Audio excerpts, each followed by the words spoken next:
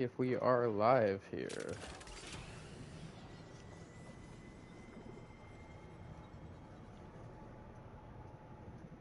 No, I think it's doing it. This is We are? coming.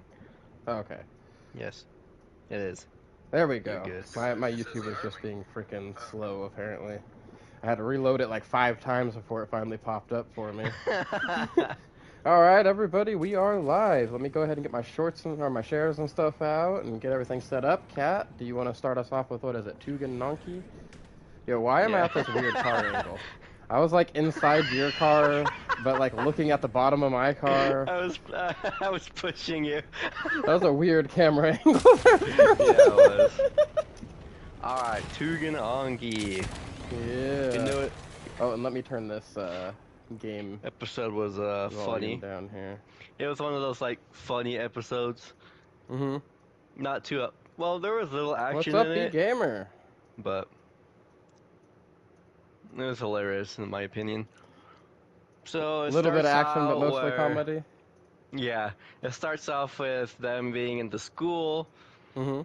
To train, I think, if I remember. I got you. I don't know, something like that. It's called Day of the Storm. This episode is called Day of the Storm. Okay. Yeah. Okay, it starts off with them in a bath. Interesting. Yeah, what was more interesting, it started off with the boys first. Everybody in a bath. Let's go! Of course, I also pan to the girl side, but you know, you gotta get your typical fan service. Right. So it's like they got fan service on both sides this time. Also, B-Gamer says, "What's up, Kat?" Hey, what's up, B-Gamer? So they take a bath. I think they're just taking a bath. Because, you know, all that fighting and shit, they're all dirty and got blood all over them, you know. Right. Then they talk about some stuff. They're yapping in the bath. Shiki keeps yapping in the bath about the teacher, about how scary he is. Right. Then the nerd guy who's like, yeah, bro, I feel you, dog. That teacher's totally terrifying. So they were in agreement. The teacher is a nightmare. Then we pan what's his name, bro? I really need to learn these guys' name. I think his name was like Roruko or something like that. But mentally anxiety guy. He's got mental anxiety or whatever. So he's still talking about Sazanami, how scary she is. Thank God, fucking the two students actually stopped her from going in the bath. Because, of course, Sazanami knew he was in there, and she was actually going to come into the boys' bath. Thank God the two other guys stopped her before she did. Oh God. I'm like, W dudes. Going to the wrong bath. Yeah, that's Rokuro. About to get her a surprise as she walked in there, huh? Still want to, you know, do it with him. Oh yeah, she's still obsessed with him. So Shiki, the nerd guy, still thinks he's bragging because he's got like a girl, but he's like, I don't want her. Not her. She's gonna make me useless like all those other guys. Oh no. He's like, I'm scared of that woman, dude. She's trying to take my freedom.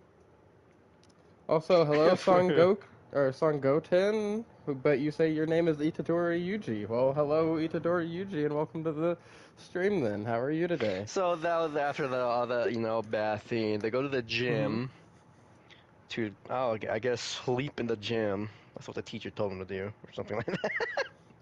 What? Yeah, apparently this whole entire episode is them being in the gym. Okay. Getting a little freaky, are we? I think to train. Yeah, I guess. So the teacher goes patrol on campus, so they're stuck in the gym. Well, not stuck, but like they're just in the gym, you know. They're That's that one where like hypocritical of the fucking food because they think they're it's a booby trap, but it's really not. Oh, overanalyzing the Because entire it's just situation, are they? a randomly placed food tray cart, like Oh wow. just out of random. So I would think that'll be a trap, honestly. Yeah, a little bit. It I'm sounds like, like a why is setup. that just placed there? What are you all up to? But no, it's not a trap because that does not mean when to go look. It's curry. No. Hey, bro. I Could fucking appreciate some good love curry, curry bro. too. Yeah, man. Especially with some good rice Curry and is meat. so good. Fucking get the right meat and fucking rice, Yeah, pour the curry yeah, over, and oh my god. yeah. And so they eat. Shiki and some other dude ate like 2 bowls. So some low numbers compared I'm to like, some people damn. we know in anime. Well, Shiki didn't know. Shiki was because one of the guys wanted to go get a second bowl, and Shiki saw him. He was like, "Hey, no seconds." Oh god. They So the lied to guy him. was like, "There's like a crap ton in this pot, bro. There's enough for everybody." So fucking Shiki starts eating it like Goku. Oh shit. He went to go get seconds. Putting down bowls. He's getting more than seconds, sounds Yeah, like. he is. He wants that seconds. Then all that stuff happened. Mhm. Homure, I think if I remember, pink-haired girl with the Titan blood. Mhm. She still thinks she's a fucking burden to everybody. She needs to get used to that, dude. Oh yeah. What the hell is she I'm to me? like, girl, calm down, bro. You're not a burden to anybody. Yo, did the So ground just Shiki and the other randomly guys, electrify, or did I I need to miss remember that something? guy's name is. Shiki and what's his name? Do I have some kind of I'm gonna look ability it up. that makes the ground electrify if I stand still for too long? Hold on, where's my history? No, don't turn my VPN. Bookmarks. Oh, that's Or bookmarks. is that Where's just my the fucking area we history? were in? Bro lost his history. Oh no. That's Suckum. No. Oh yeah, that's Suckumata. Where the fuck is? Okay, I guess I don't have the Tsuga Anki character history thing anymore. Huh. You have to re-look it up, huh? Yeah. Well, damn. Alright, give us just a moment here, everybody, while we Nope, I wait put for Cat to it's about find his Catocters. character names. Catocters, bro, we need that Catocters list. Hell yeah. New That's headcanon. how I They're not spelt it. characters anymore. We're Catocters out here, bro. Oh, that's Shiki. I'm about it. That's Rokuro. I don't want you. I want fucking. So how are your Catocters going? It's Jen.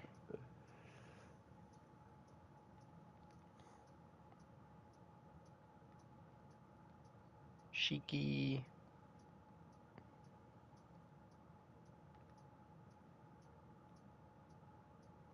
No. Nope. Ikari? Yeah, here we go. Ikari. That's what his name is. No. Ikari and Shiki are just standing like, bro, I feel sorry for her. Oh, jeez. Like, cause she still thinks she's a burden and everything. Also, hell So, yeah, B-Gamer. Definitely can't wait to find out how the game goes. Sorry, Cat. so then it goes to the anime talking about the people, their favorite food and stuff, Mm-hmm. or their favorite stuff. Shiki doesn't like anything green. Anything green? Yeah. Even green icing? Homari. She was born on February 14th. Her favorite food is stir-fried bean sprout, if I if I read that right. Oh, I she's a think. Valentine's baby, huh? I guess so. Oh, yeah. So they tell their favorite food, stuff, even their birthday, if you heard me.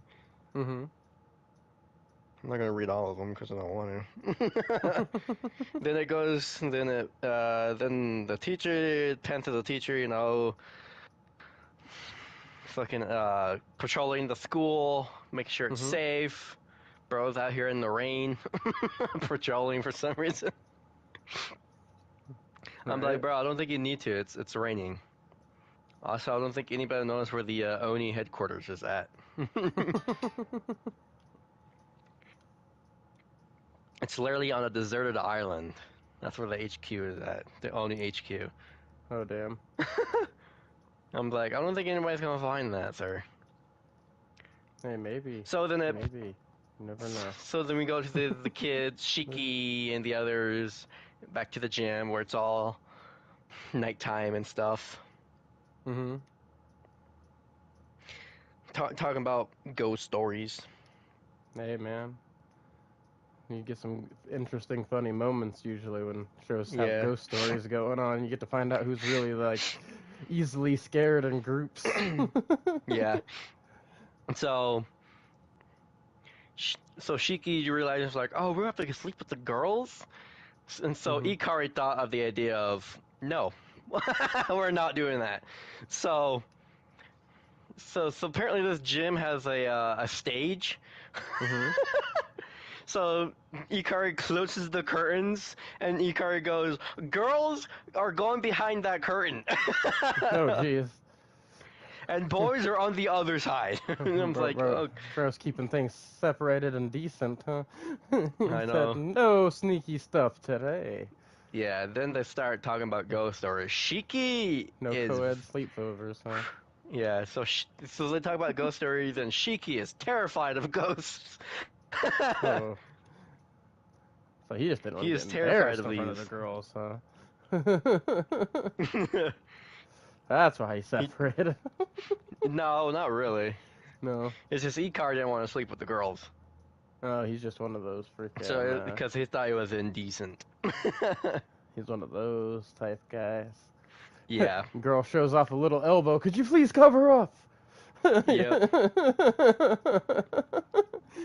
Like fucking Polly from One Piece with the Kiwi girl. Yeah. Every time you So see yeah, them. they're talking about ghost stories. Shiki tries to play it off, but you can clearly tell he's trying. Not. He's really not. You can see in his face all the sweat. Not having it, huh? Bro is struggling. So they all talk about ghost stories. Shiki doesn't tell one because, he's scared. So one of the students talk about it. It's like, my turn. So he talks about actual ghosts. Then he goes, because he ghosts are real. Shiki's like, no, that can't be some So he points to the ghost, even though it's the principal. It's the principal of the school. So because the principal wanted to play. No. He wanted to play a joke on them. Oh. So he pretended to be a ghost. Okay. Hardcore practical joke there. So Shiki is fucking terrified of her screaming like a little girl. Because he saw the, pretend ghost. So the girls are fucking curious. He was like, well, what's all this yelling? So and then all of a sudden Shiki throws out his blood weapon and fucking shoots up the entire fucking gym. Damn. Like, God damn! Bro's really scared of them ghosts. Oh yeah, then it cuts to all the kids fucking look like they're all dead. Oh Jesus. But they're really not. It just looks like they are. Decided to play dead after that, huh? Yeah, I love it. The funny thing is, it's Homari is the funniest one though, because it looks like she's like fucking like totally dead. She's just fucking hanging off like half of the fucking stage. Oh jeez. It just looks so funny. And then that's the entire episode. Oh boy. So I see it definitely was a bunch of comedy stuff going on. Yeah. Gotcha. That is pretty freaking funny. Alright, well, is that all you have for that episode, I'm guessing? For that, yep, for Tugananki, yep. Alright, so which one do you want to start off with, Cat? Gotcha Akuda or Kaiju? Gotcha Akuda. Alrighty. So, I want to start off by saying Tamsi's fucking scary, bro. Oh. Motherfucker with his ropes. Alright? Like, saw Mhm. all his friends were possessed. Yes, I get he did keep in mind the fact that they all had the spell put on them to survive one fatal blow, but he straight up killed everybody because of that. Like, if it would have been for that spell, or if the spell would have failed, everybody would have been dead. Except for Yeah. him and Zonka. Phew. Thank God for that fucking spell. Oh, fucking Rudo got impaled through the fucking rebar and shit like that. It's like, God, I'm goddamn. like, damn. Fucking Delman died face down, ass up, fucking in a pool of his own blood. I mean, that's a survivable rate. I mean, I mean, I get what he did and everything like that, but I was on Zonko's side. Like, you fucking psychopath, you just fucking killed everybody. And he's just like, oh, don't worry, remember the he's spell? like, he's like, no, at least one time I've killed them. He's like, don't worry, I knew about the spell. They can survive one fatal blow. I was like, that's still fucking crazy, bro. Oh yeah, Like, goddamn, that shit's crazy. man. Dude, that sucks though. Fucking Rudo had the worst of it.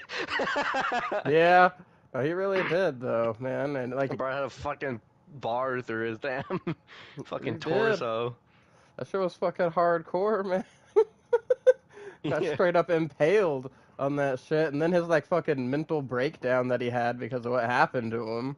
Right? It's like it's understandable. yeah. Like he was having his emotions fucking fucked with, but god damn, did he punch Yeah. the fuck out of Amo? Holy shit! Poor Amo, dog. Just started beating the shit out of her. God damn, bro. I was like, hey, man. Like, I get why Engine had to have that talk with him, because fuck's sake. He's like, listen, man, don't get too depressed of it. Everybody's got Jesus stuff they gotta Christ. work on. But, god damn, bro. Like, I get it.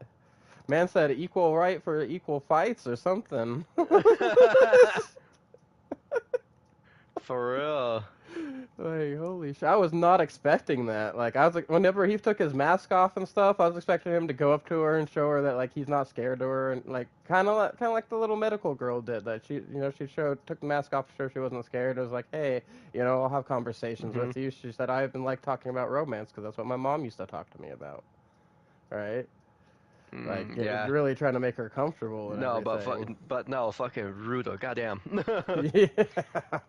Dude, and it wasn't just that one punch. Like, he got on top of her and just kept punching. I was like, holy shit. Poor Amo, dog. She fucking crying over there. No, for real. Like, I would have been crying too after that shit, bro. I'm like, I feel bad for her. I did too, man. Like, honestly, I'm starting to, I mean, punch number one, I felt was justified after all that. He did kind of fucking make him relive some of the worst tragedies of his life. yeah. Punch one was justified. The rest of those punches, though, those are just necessary. bro, snapped. But I guess we It do was find not out that necessary he to do has some that. kind of like fucking monster or something growing inside him, because that's what got Yeah. fucking, damn it, what is her name? Chick with the glasses. Oh.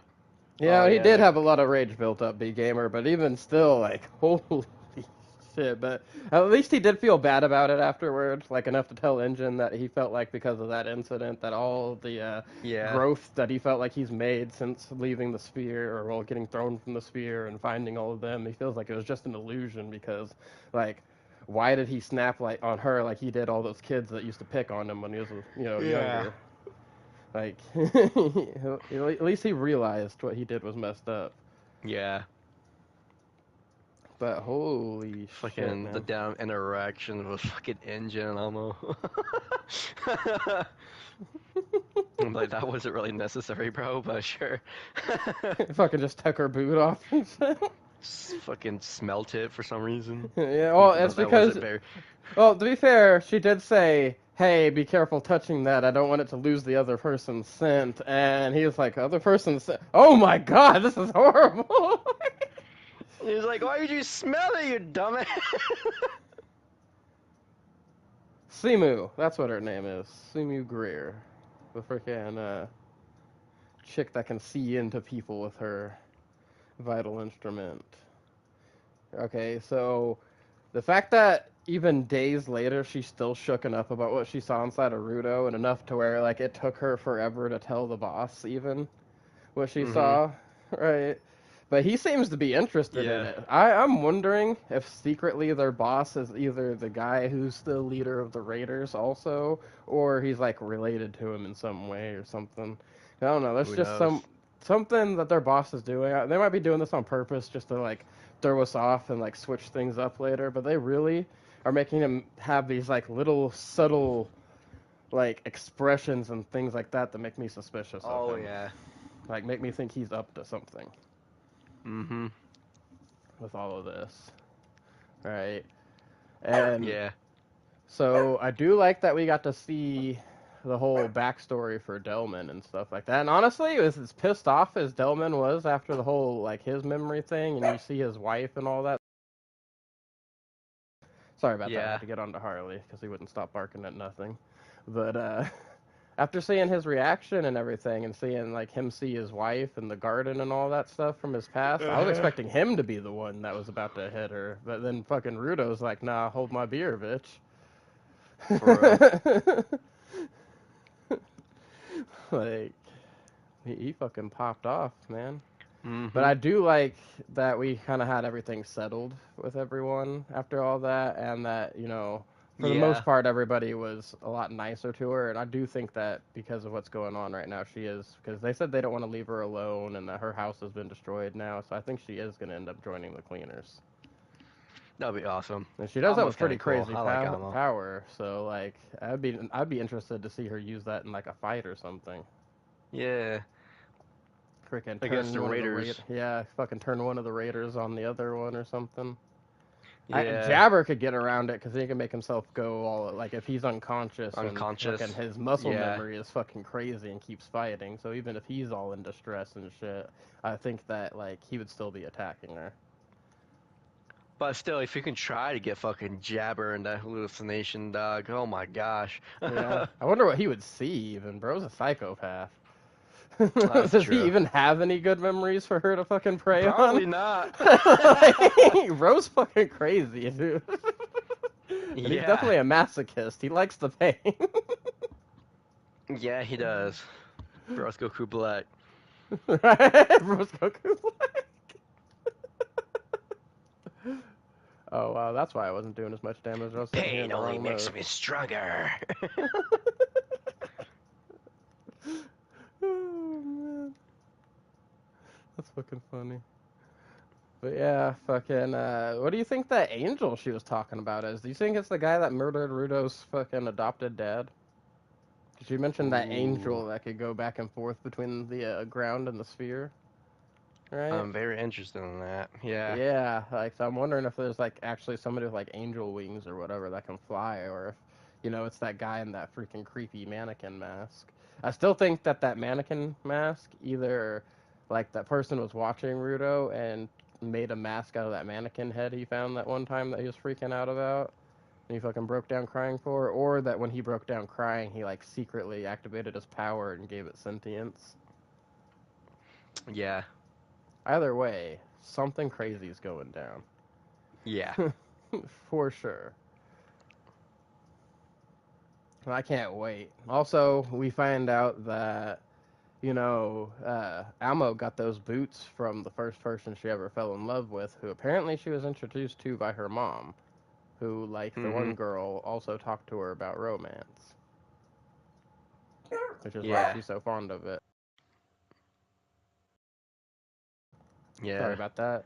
Again, guys, Harley is old and senile. He sometimes randomly barks at absolutely nothing, so. Hey, that's all my dog do sometimes. And man's gotten worse the older he's gotten about it too. It was like none of the other dogs are barking. It's like, bro, take some cues. I know, right? But yeah, what are your final thoughts on it? Because I thought the episode was pretty good and well structured. We I got thought a so decent too. amount of lore. We got some Yeah. crazy action in the beginning, and then a little bit of comedy, and then some what the fuck with Rudo punching. Yeah. Man, like that did I'm pretty trying to. good. I'm definitely Just want hyped to up for figure out next how the episode. Raiders are gonna come and play. Yeah, well, they got to be showing up soon because Yeah, the boss told them because you'll find as out when soon you as you get told there. him to find them to go over there, yeah. Yeah, so we know they're on the way. It's just a matter of time. And is it just gonna be Jabber and that one chick, or are we gonna get introduced to a new raider? Ooh, Ooh. more powers. I'm about it. I like finding out all these damn metal Yeah. instrument powers. Fucking Mm-hmm. hell, seeing Tamsies finally. I was not expecting that. I was thinking it was gonna be like a kite string or puppet string. Nah, bro, just turns this yarn winder into a fucking rope staff. Like, Yeah. oh, that was one thing I wanted to mention. I don't know if you noticed this, but I think the art director of this, or the guy that made the manga, is really heavily into bondage. Because I don't know if you noticed the way everybody got tied up, especially Amo, by the Almo, ropes. yeah. Yeah, I was like, man, everybody's tied up in a sexual position. What's going on here? Ooh, Carcadia burn. Where's the timer, though? Oh, I didn't even know I was going to Kokura. Yeah, I'm gonna be honest, I'm just driving around. Oh, I was like, I'm sitting here waiting for the travel, but there's no time. Did you turn back around after hitting the barrier or something? Yeah. I was like, bro, what the fuck's going on? But yeah, man, that shit was pretty freaking lit. Let's move on to Yeah. Kaiju here. I really don't have too much Kaiju to say number about it. 8. Oh, Other than it whew. looks like they're setting up a lot for Gotcha Yeah, Gouda. for the next. Hmm. Kaiju, though, oh my It was god, I was crazy, not dude. expecting them to be this far into this whole incident with only one episode left of the season. That means they're going to leave us on a hell of a fucking cliffhanger, and I already know Oh it. yeah. But I think next episode, like, I know they set up the fights with 11 through 15 with Shinomiya and everybody, and fucking, uh, God damn it, my mind just blanked out on their names. Hoshina and Mina and freaking, I can't. Damn it! It's one of my favorite characters. I can't remember his name. Starts with the R. Narumi? Not Oh. Narumi. Yeah, no, Narumi. His other name starts with the Oh. R. Oh. Yeah, I'm just in there, but Narumi. Freaking his first name, I believe. I don't know actually. I watch it in Japanese. It's hard to Yeah, tell I what don't their know what to first and expect last because names you are. you've actually read the manga, so I didn't really know all about that. That's gonna. I Yeah. didn't know they went way into the manga into the with the anime. Yeah, they're already like pretty deep into it. So I think the next fight though is just gonna be freaking Kafka versus what was that, like 11 or 12? Probably, I I don't think. remember which number they gave it. The only one whose number I remember is that the one that Shinomiya is fighting is 15. That's Shit. the only Yeah. one that I remember. And that it is Hey, I designed to fucking love that psychologically kaiju fuck though. her up. Yeah. Fucking That, hand to hand, bro. hell yeah. And fucking Both of them were throwing hands with Kikuru yeah, fucking evil goth Kikaru too. Looks just versus like her, yeah, but fucking dark hair yeah. and black eyes, black clothes. Fucking school uniform. Right, Over plucked right fighting out in a of school fucking Esau's uniform. memory. Man, that's what it I'm like, is. damn, both of you are fucking throwing hands with Kikuru and fucking winning. Ultra instinct dodging that shit. Oh no, right? Like, there was half the time they weren't even looking at her. She was just dodging. It's like it has all of her attack patterns memorized. I really Yeah. think that it's because, all of these kaiju we know were created from Esau's memories to take out these members of the defense force. Yeah. So like, each one's carefully crafted to fight each and every person. Yeah, But they even said that in the anime too, so yeah, yeah, like they're like, oh, we figured this out. And it's like, yeah. no shit, you would have figured having the one look exactly like Hikaru. That should have been the obvious point. For real. Right, and then we get the reveal like Narumi's one that he's fighting is water based because it doesn't have electrical impulses for his freaking numbers weapon to read. Yeah, so you can't Freaking, predict it. Hoshina's pissed off because his particular kaiju is beating him in hand-to-hand combat, or specifically close quarters blade-to-blade combat, Yeah. right? Which is kind of his whole thing. He's like, whoa, hold on, I'm the melee guy. This is kind of pissing me off here.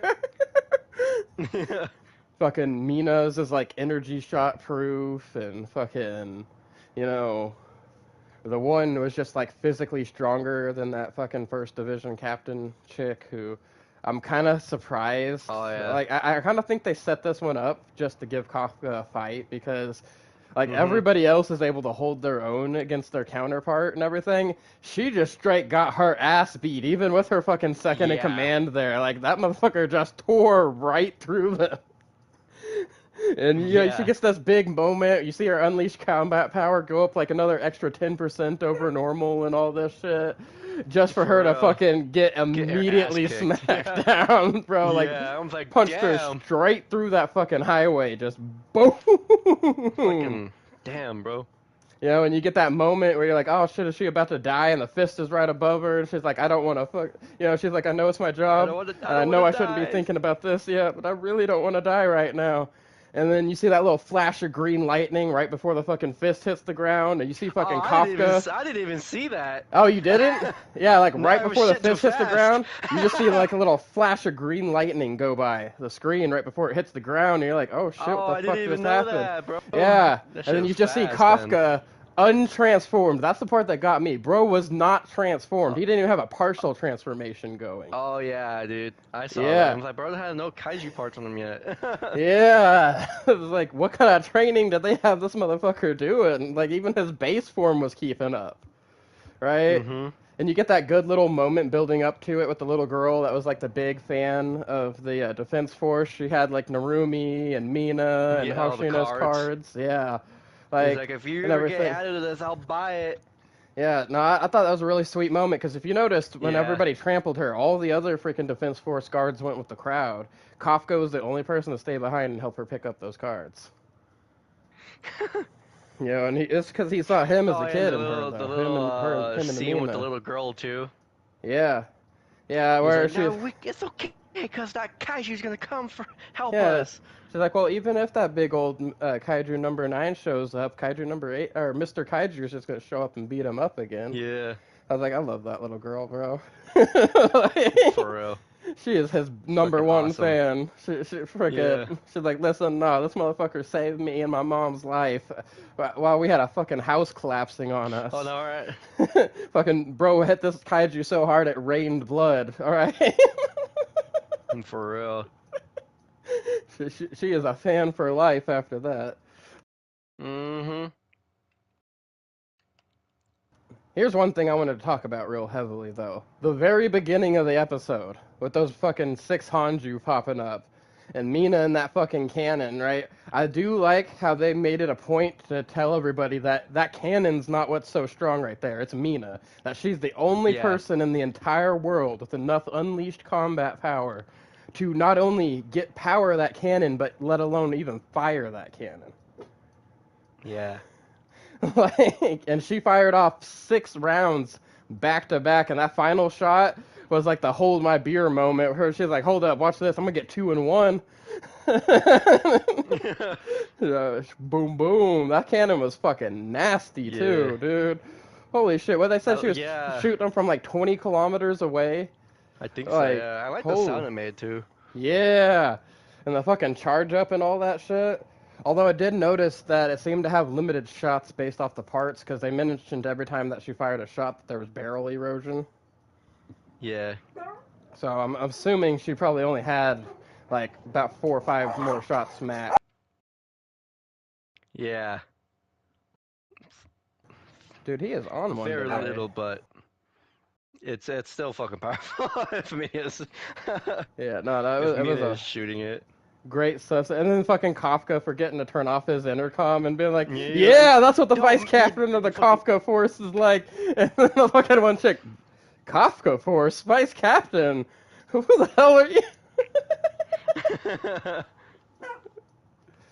That was funny. The Kafka force. Yeah. Hey man, you got a little too emotional after talking to Mina on that rooftop. Got himself a little bit of delusions. He forgot who's in charge around there. For real. Yo, Mod, what's up? But yeah, that shit cracked me up, man. Yeah. Like, they did a really good job with all of that. That shit was funny. Yeah, they really did. Oh man, I know why they cliffhanged us on that. That's kaiju specialty. I know you guys have been watching anime only, but every damn chapter of the manga gets you like that. There's a reason I got so hooked on it, because at the end of every chapter, it left you off on like, fuck, no, I gotta read the next one. I gotta know what happens. And then the same thing, next chapter, like, fuck, god damn it, next one. And then eventually, you only intended on reading like 4 chapters, but then you got caught up with like the whole damn thing, and you're like, well, son of a bitch, now I'm waiting for more. Where is it? For real. Thankfully, the manga is finished now, and actually, I think after this week, when the last episode for this season comes out, I am gonna go finish the manga because I only had 5 chapters left. I went and looked today. I was like, damn, I was Dang. that close to the end. Shit was going down where I was reading, though. I'm not gonna talk about it because I don't want to spoil the anime-only community here. But man, and I can't wait for that. I think that's mostly what next season's gonna be, is the whole finale.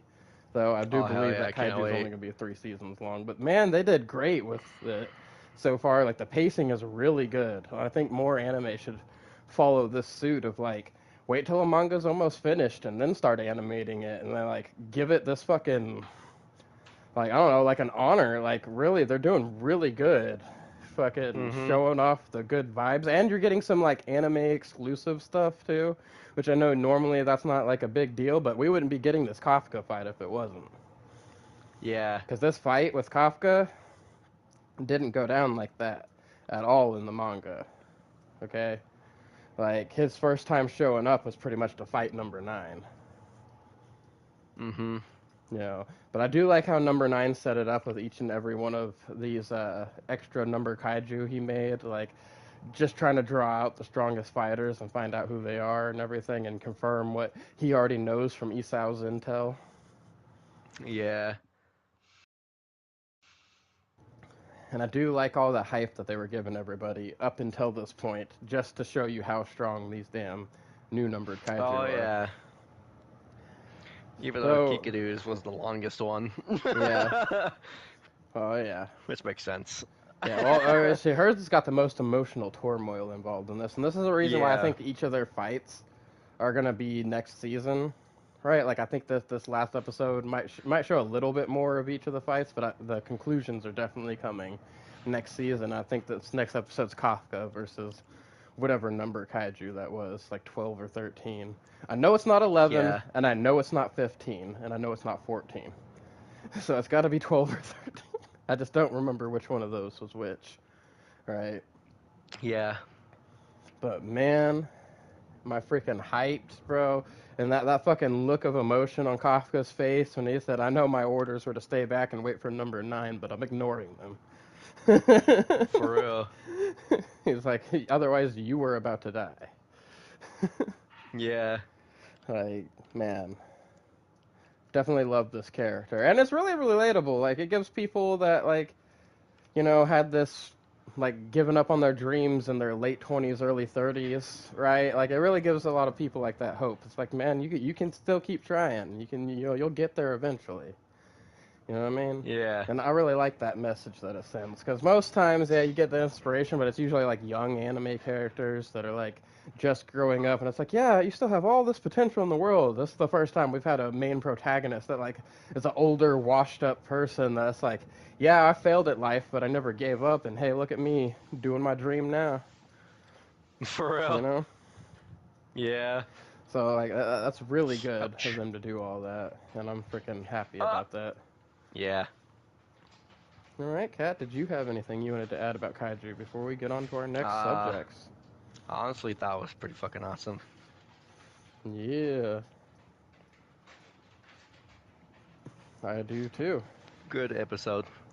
All right.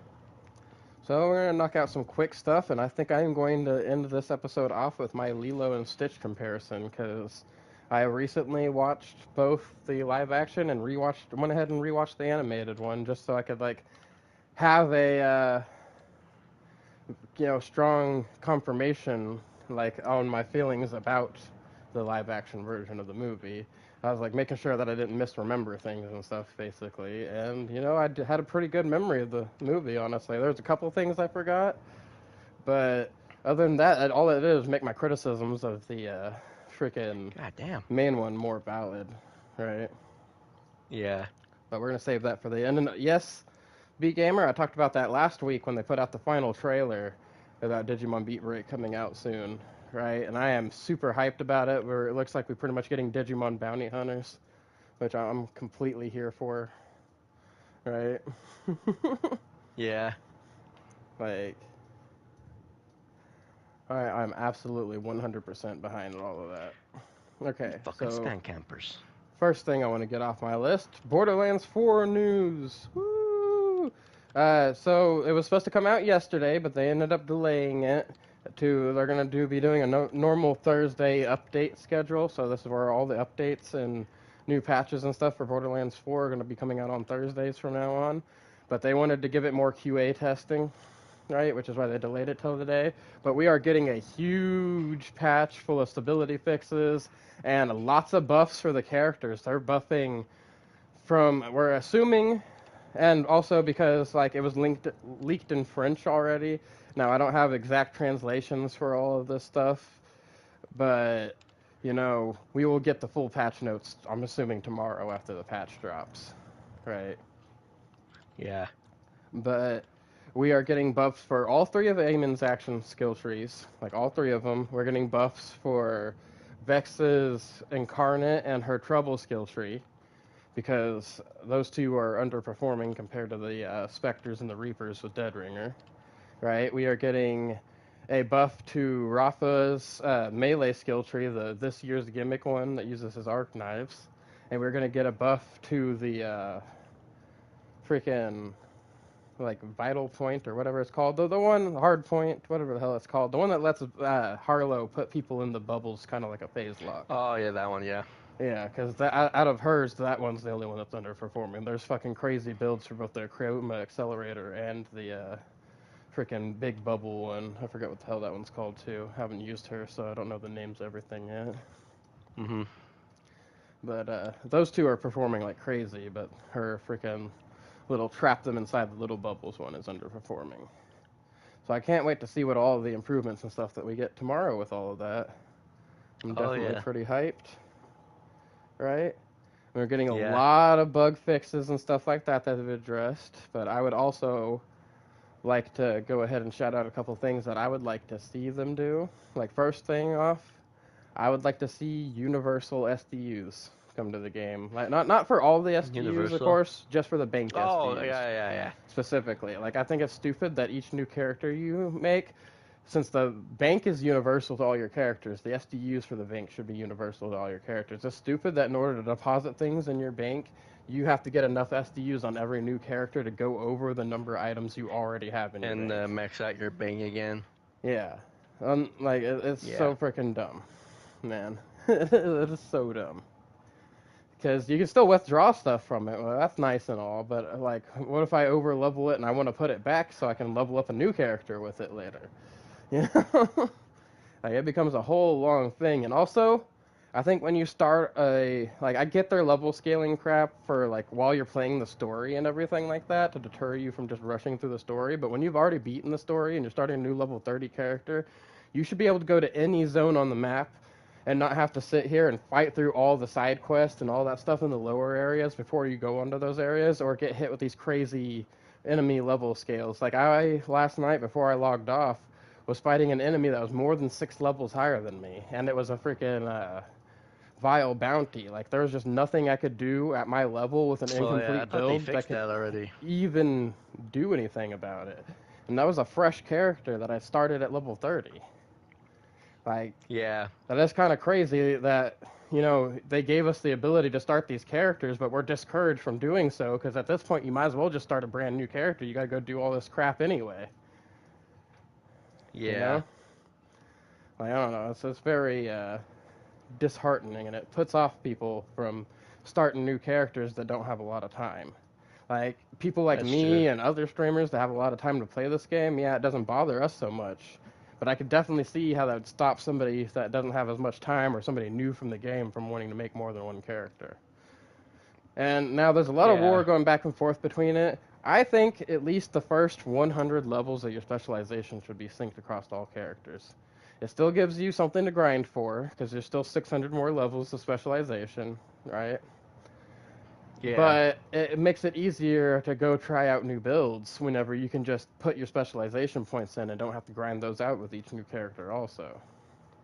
Yeah. It's just too much extra grinding. Like, I get they're trying to expand the longevity of the end game until they can get more of the end game content out, right? But there's still, like, plenty of things to do outside of that. And, having to sit here just to try out a new build and do all this extra work kind of deters people from wanting to do so. So, like, I can really see True. how that, would put people off, right? And mostly, from the new patch, we are getting a lot of stability fixes, so I am good with that, and I really hope that, they continue to do so as the game goes on, because I've been hearing, like, a lot of problems from other people. In fact, that last patch, for particularly the PC version, the part of this patch is fixing in the PC version the slider problem they have, where not slider, shader problem, where each time they load in the game, they're having to do all their shaders. Like, they're having to wait for that process of it to update the shaders and everything. Like, that gets really annoying after a period of time. Every time you turn in the game, having to wait fucking 10, 15 minutes to finish updating shaders. Especially when it wasn't doing that before. Mm-hmm. So I can definitely see where that's getting on people's nerves. Also, the last thing about Borderlands 4 that I want to mention is there are currently shift codes out right now. I would recommend opening up on your phone, like a Chrome browser or whatever web browser you use that allows you to have more than one tab open on your phone. And have, like, I use the IGN shift code page, or your PC, yes. Either way, have 2 pages open so you can just copy paste. But there are currently, 6 shift codes for golden keys out right now that expire tomorrow. Mm-hmm. Right? Like, they just dropped them, I think, like, late last night. I just found out about them this morning. But they expire about... Well, at least one of the codes. Yeah. Well, I'd already entered all the codes. I just didn't count the number of codes. Oh. That's why whenever you said 6, I was like, well, damn, was there 6 of them? But I had check marks on all of them, so I entered all of them. I just wasn't counting them. But they do expire tomorrow. I'm going to assume from the timer around 7 p.m. Central Time, so whatever time zone you are, it'd probably be better just to enter them tonight. And get them all out of the way. But also, we won. You guys, we got the 20 million plus freaking second wins in one weekend with Rafa, and got a freaking pretty badass skin for him. Actually, I'm wearing it right now to show it off to you guys. Like, it's all blacked out. I wish they'll do it with all 4 of them. Yeah, I'm sure they will. I'm sure next weekend's going to be like Vex or Amen, and I'm sure Harlow. They'll probably, actually, now that I think about it, they'll probably do it in the order. No, because they already fucked up with that. We would have had a Vex one last weekend if that was the case. So yeah, no, somebody's coming this weekend. They gotta be. But we got this nice here bloody freaking skin from Rafa, right? So as you guys can see here, makes your skin it's all blacked out. It's got a TDR jacket, but it's from his character short, which is why it's all covered in blood. This is the blood of the TDR Corporation that tried to take him down in that short. Yep. So I thought that was pretty cool, little detail for them to add in there. So I'm hoping that we get the story skins for every character, because I think it would be hilarious having the retail skin for Vex. I also want them to add new heads, just basically just new stuff. stuff. We're going to be getting new heads with all the bounty packs and stuff like that as they come out. Like, it's already I know that, but for that. It's just, like, the current number of heads we have is just the base release, which we do, have more heads at base release than we had from freaking Borderlands 3. I mean, I do like some of them. We need more unique heads. Some of them are kind of Oh, absolutely. Because besides, like, a few heads, every single head that you have is shared between all these characters. Yeah. And there's not much variety in them. Oh, like character exclusive heads, yeah. Yeah, that's what I'm talking about. Like, we need ones that are, like, specifically just for that character. Specific for that one character? Or even if it's the same type, like, at least we had heads in the previous game that, like, it was all a Saurian head or all a Jabber head or all things like that, but each one of them looked different for each Vault Hunter. Yeah. and I missed that level of uniqueness. Almost like in something like in 3, how those characters had like exclusive heads to them. Yeah. Yeah, we need a lot more exclusive heads because we do have a lot of heads, but not all. Like we have maybe like 5 or 6 exclusive ones. That are like just for that character. So I really hope that we get a lot more 5 or in the 6. coming, weeks and everything like that. Maybe like, I'm pretty sure like 4, I think. Right. Maybe. Like I don't know. We can find out right now. Because customization of course, here. if you bought the super, I think it came with both the super deluxe whatever and the other one, the Okay. fucking Okay. agent whatever. I will give them this. There are 10 unique heads. 10, Jesus. Yeah. But all the other heads in the game are shared between the rest of the characters. Like the Psycho head, the Criminal Enterprise, the Thresher one, Original Synth, Kitty Copter, More Human, Cursed to Live, the Outlaw one. I forgot what this one's called. Rip It Out, the Ripper one. Like these are all shared between all the characters. Yeah, I did. Oh. That's what I just said. It's called Rip It Out.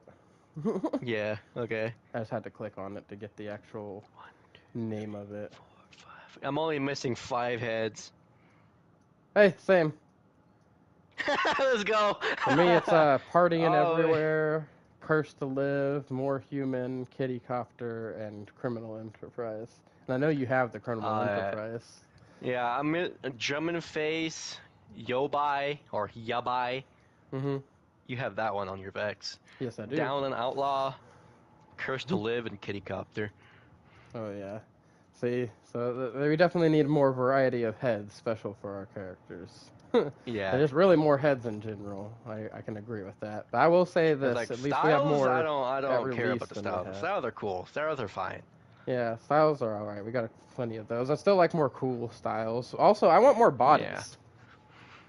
Oh, yeah. I get like the 3 that we have, but I'd like I want some cool ass bodies, bro. Like, I mean, 3 is not enough. Yeah, and the 2 we got in Borderlands 3 for each character was pretty cool. These ones are kind of like we got the default one, we got their prison jumpsuit, and then we got kind of a cool looking one for each one. Prison jumpsuit. Yeah. Yeah, prison jumpsuit, my fucking character short, and some random one. Yeah. So I definitely hope we get more out of that. Coming in the days of this game. It would be really freaking cool to get all of that. I'm just saying. But that pretty much covers everything I wanted to talk about for Borderlands 4 for this coming up, right? So moving on. I did like how they did the Beyond the Veil style. Yeah. So I like the Beyond the Veil how you get style. to UVH5. Yeah. Yeah, I do like to that. Get it, which is I like that. I would like them to make one change on the UVH, not the UVH, but the From the Veil style. I would like to be able to change its fucking color. Oh yeah, me too. But also dude. keep the animation, as it is. But if you try to change any of them, primary, secondary, tertiary, none of the colors actually change on that one. And it's really weird. Yeah. Like, no matter what color you change it to, it does not change the color of the skin at all. They need to allow us to change the color, because that would be a lot cooler. Don't get me wrong, I love purple. Purple's one of my favorite colors. Okay, it's up there. It's in my top 3. Okay, right next to black and green. Yeah. But man, does it suck that you have to keep it in only just purple. Yeah. I would really like them to change that. So moving on, new My Hero Academia trailer for the final season came out, and it's the Deku trailer, where you kind of get like a little build-up of like all his little emotional scenes and growth that he's made throughout the series. Like they kind of just like do a quick little 3-minute like quick recap of all of that, leading up to his final fight with Shigaraki. That's going to be going down in this coming season, which, by the way, starts Saturday. Oh yeah. Right, and I will be watching it and covering it on the podcast next week, especially since Sunday is our. So I'm going to be participating. Yeah, and especially since Sunday is our last episode of Kaiju, or Saturday. My bad, because that's when Kaiju's episode comes out. Saturday is our last episode of Kaiju for the season. Big sad. Yeah. Big sad. I understand though. They need to keep up the hype, and I'm sure it'll be what, like next year or the year after where we'll get the third season finally. So Probably. they do pretty good with putting out kaiju, so I'll give them that much. And shit Yeah. is looking great, man. But the My Hero trailer definitely out now. Definitely worth checking out. If it's a good little Can't wait Deku to play that recap. game too. The new Definitely gets you one. hyped. Oh, the new one, the Final Justice of the One's Yeah, I Justice heard that it's gonna series. be open world. What? Oh, whoa, whoa, whoa! I And haven't heard about this. They're gonna be an open world My Hero game. yeah, I saw it on Twitter. I think. Oh, okay. So that's the first I He heard was about it. I thought because you the were talking guy, about the new the game person's. coming out. That is the final series for the One Justice. We got One's Justice. No, One's that Justice one. I'm 2. talking about that one. Wait, but it's a fighting game. Is it gonna Yeah, have but like an I open heard world it's gonna story? be open world. Yeah, where you can choose whatever story you want to do. Oh, that's weird. So they're doing like the Budokai Yeah. Tenkaichi or the Budokai 3 slash freaking Naruto Ultimate Ninja Storm 1 type thing where like Yeah. you explore around the world while you're doing the story mode. Yeah. Okay, that's interesting. I wonder how they're gonna set that up. I'm sure it's gonna be some like lame little thing though. That's what they usually do. Is like, yeah, you can walk around an open world, but mostly all you do is talk to people and break boxes, and then when you get into fights, it just cuts you into the fucking like normal fight mode in the game. Like you just entered a Yeah. fucking Pokemon battle. Yeah. That's usually what they end up doing for these type of things. Ooh, another Marcus bobblehead. But I didn't realize that freaking. Oh, hey, that counted for me. I got XP from I found on the that. fucking side of a mountain. Oh, damn. See, those are the actual. Yeah. I like those Marcus Bubbleheads because out of all the Ooh. collectibles in the game, they're the only ones that don't appear on your map. Yeah. So that's pretty cool that they do that Yeah, way. because this one was on the edge of the fucking map instead of a mountain. Okay. It's pretty crazy. No, Alright. that is pretty crazy. I would like to throw out a mention to anybody watching this now or as a VOD later. If you put your username in the comments and you have an interest in joining our Discord, we do play all kinds of games over there. We all got all kinds of things going on. Right now, the main games people seem to be playing over there are Borderlands 4, Diablo 4, and Path of Exile 2. But we do have people that play all kinds of other games. You always got Cat here, who can run people through Fortnite and things like that. I got you. Yeah, man. Like, we got all kinds of people playing different games. Come on over, have some fun, talk about nerdy stuff. We're all about it. Yeah.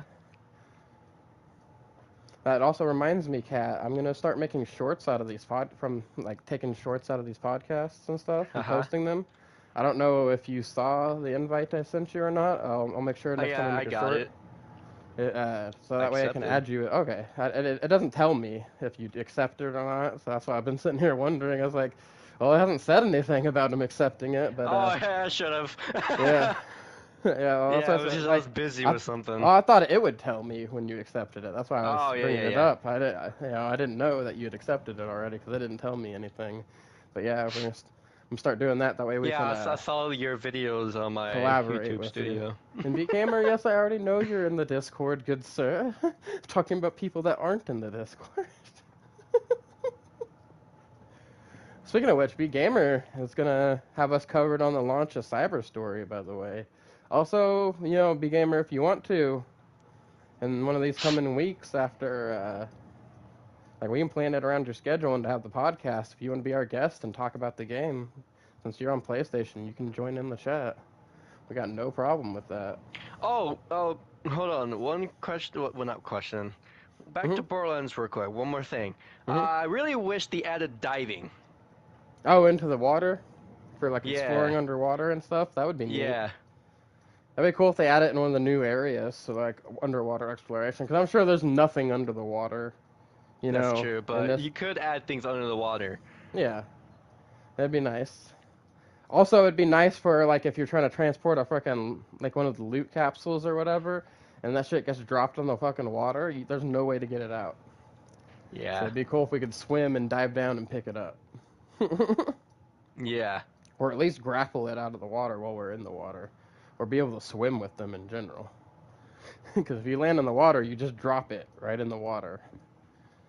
But I almost lost one the other day, but luckily I could see it from the edge of the bank that I got on when I got out of the water, and I was able to pull it to me. I've never been to this ship. Hey, another Marcus bobblehead. Hey. Oh, I know it'd have to be when Found you're not working. That's why we said we can work it around your schedule, man. But we can definitely get you in on a podcast episode, talk about some Time Stranger. You said you downloaded it, so it must be out now, right? Aw. So, any wrestling fans out there? I personally don't keep up with wrestling anymore. We'll have to get Me Thomas in neither. here sometime to talk more in depth about it if you guys want to talk about wrestling. But I do actually have some news from the wrestling world. I saw a post today that during his whole retirement tour, John Cena's final match will be in December at something called Saturday Night's Main Event. Yep. So, Heard about that. yeah. So, bro's retiring, guys. He's going to movies full time now, looks like. Hell yeah. So, another thing I wanted to bring up, I want to start doing something on this channel called Story Time, where basically, instead of doing like my audio series format or like, waiting on my big book to come out, I want to give people a little taste of my writing skills and stuff. And I want to start having little story time episodes where I just like have like a short story version or maybe even like a long continuing story that I've broken up into multiple parts and just start coming in here and just reading you guys one of the stories that I've written. Mm-hmm. I'd like a little feedback on what you guys think about that idea. Would you guys be down to hear some My of my story's stories? all over the place. You know? But I have a few I've been working on. In fact, I wanted to workshop this with you guys. I was thinking about just calling it Aura because I really can't think of anything else to go down. But I have the story that I've been writing on for these story time ideas, where essentially in this world, right, it's just driven and controlled by aura. Like aura comes naturally in all living and non-living beings in this universe, in this world, right? And there's specifically these group of people that are called Aura Guardians that they've had an object that essentially can like produce this armor around their body that changes and evolves with each Ow. generation that it's passed Fucking down mango. through, right? Yeah.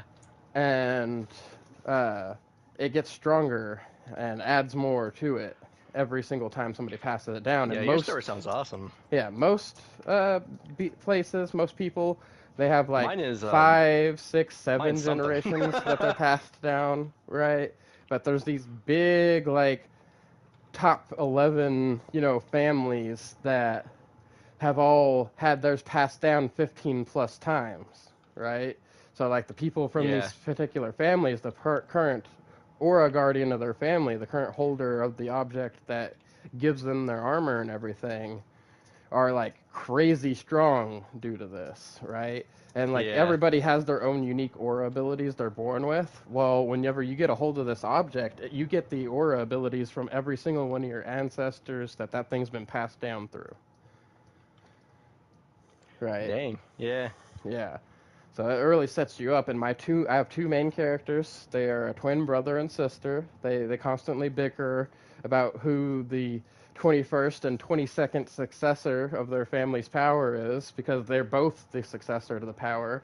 In fact, they had to pass the power on into a set of like objects that like combine together into a single object so they could separate it among these two. And so like they each have their own unique thing. The brother is a whole 1 minute older, so he claims that's the reason he should be the 21st successor, and that's why she's the 22nd. And then the sister, she claims because not only is she smarter than him, but she's got more of the spiritual part of their aura, that she's the reason. Like she's better at manipulating the aura and aura spells and things like that. Is why she should be the 21st instead of him. And then he counters back with, well, she lacks in anything physical when it comes to all of that stuff, right? So like that's the reason why he should be. It's just normal brother sister interactions. So always bickering, but when it comes down Yeah. to it, like they can manage to get along and their teamwork's impeccable in a fight. Yeah. Right. Kind of thing. But I really don't know what to call the story. Like, I'm really having trouble. Like, I've gone through so many different name titles, and none of them really pop out. So I was kind of wondering, what do you guys think of just calling it Aura? Just call the fucking story Aura. I was really gonna call it Rise of the Order Guardians, but that sounds, I don't know, that sounds like a little cliche or overused. Shit, that's a fucking awesome to me. Okay, well, that's on the list of names, guys. I'll definitely take any suggestions into consideration, but I hope to, in the next couple weeks, have at least a few parts of it done to start reading it off to you guys. Like, I'm going to do a whole little special thing. I'm actually thinking about re-downloading Marvel Rivals just to go on the, like, custom maps by myself and things, and just have the Thing in different fucking costumes that I have for him, just reading his book, because I have that read a book emoji where he sits on the stool and puts glasses on and just starts reading a book. Oh, So have it, you I know, forgot about that. have him sitting there reading the book while I'm reading the story to you guys. You know, just have the Thing be my little Yeah. avatar. Oh, Uncle Ben Grimm's frickin' story time. All the way from Brooklyn. No, kidding. I'm not gonna do it in the Thing's voice. I do a horrible fucking impression. I'm sure my voice sounds gravelly, and I could only do that for so long without fucking my throat up. You know. But that's one big thing. Recently saw some gameplay with Anita, or Anata, Anenta, however you want to say it. Fucking, yeah, it's Ananta. That shit looks pretty crazy, man. Like, it's got a bunch of elements from a bunch of different games. It's like they took Grand Theft Auto, turned to anime, and threw a bunch of other games in it as well. Like, it looks like it's got a little bit of everything. It's got comedy, it's got action, it's got romance, it's got dating sim elements, it's got fucking, like, crazy car chases and stream combat. You can fucking beat the crap out of people and throw them in dumpsters. Yep. Like, there's just all kinds of crazy things going down for that. Yeah. This shit's awesome.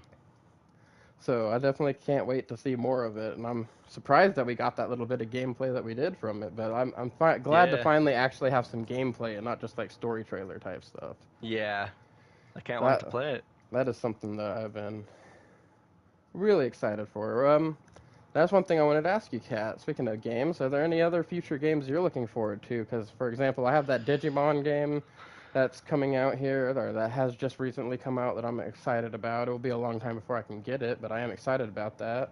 And thankfully, I can wait until next year, and I got plenty of time to save up for it, but I am super hyped for the Insomniac Wolverine game. Oh, yeah, I saw that, dude. It's fucking bloody. Yeah. Fucking Omega Red, Sentinels. I'm curious what the story is going to be, man. Yeah. And we did get confirmation from them that, you know, to make it more interesting for people, that his passive regeneration is actually going to be linked to, like, your combos and how much damage you're doing to the enemies. So the more ass you're kicking, the more you're going to heal, and the more ass you can kick. Hell yeah. It's like, that sounds like some Wolverine shit to me. Absolutely. Like, I'm definitely about that, man. Yeah. So yeah, Kat, future games you're looking forward to? Do you got any? Let's see. I'm looking forward to Ninja Gaiden 4. Oh, there's a Ninja Gaiden 4 coming out? Yeah. Oh, I didn't hear about that. Hell yeah, I love the Ninja Gaiden series. Because I played all three of them. Whew, they're fucking good. I haven't played the Sigma versions of Ninja Gaiden yet, but I have played Sigma's, yeah, because they kind of censored most of the things. Oh, that's lame. They're fucking... Yeah. Yeah, I haven't played them. Because, for Sigma, they dialed down the blood and gore. Oh, I don't like sucks. That. I don't like that at all. I'll stick to the originals then, because I played 1, 2, and 3. I love 2 and fucking 3. Those. Yeah. 2 is probably still my favorite, but yeah, same, dude. But man, 3 was still pretty fucking badass. But nothing beats fucking 2 having the fucking storm scythe and the fucking moon staff and shit like that. Right? Fully upgrading that staff to where you got like the fucking maces on the end of it and shit that fucking swing out when you're fucking spin attacking and stuff. Like, the fucking twin swords, all that shit from the second game. Like, don't get me wrong, the For first real, one was yeah. fucking amazing too, but the second one, like, they really fucking nailed the, hammer or the nail on the head with the hammer on that one. Like, fucking perfect. 10 out of 10 game Yeah. right there. Fucking love Ninja So Gaiden I 2. just hope they don't dial down on the Blood and Gordon 4. Yeah, well, hopefully they Hopefully shouldn't. they keep it Hopefully the same. hopefully they do the same thing they did with the other three, and they make like the But they original did version, and then they make the Sigma version the less bloody one.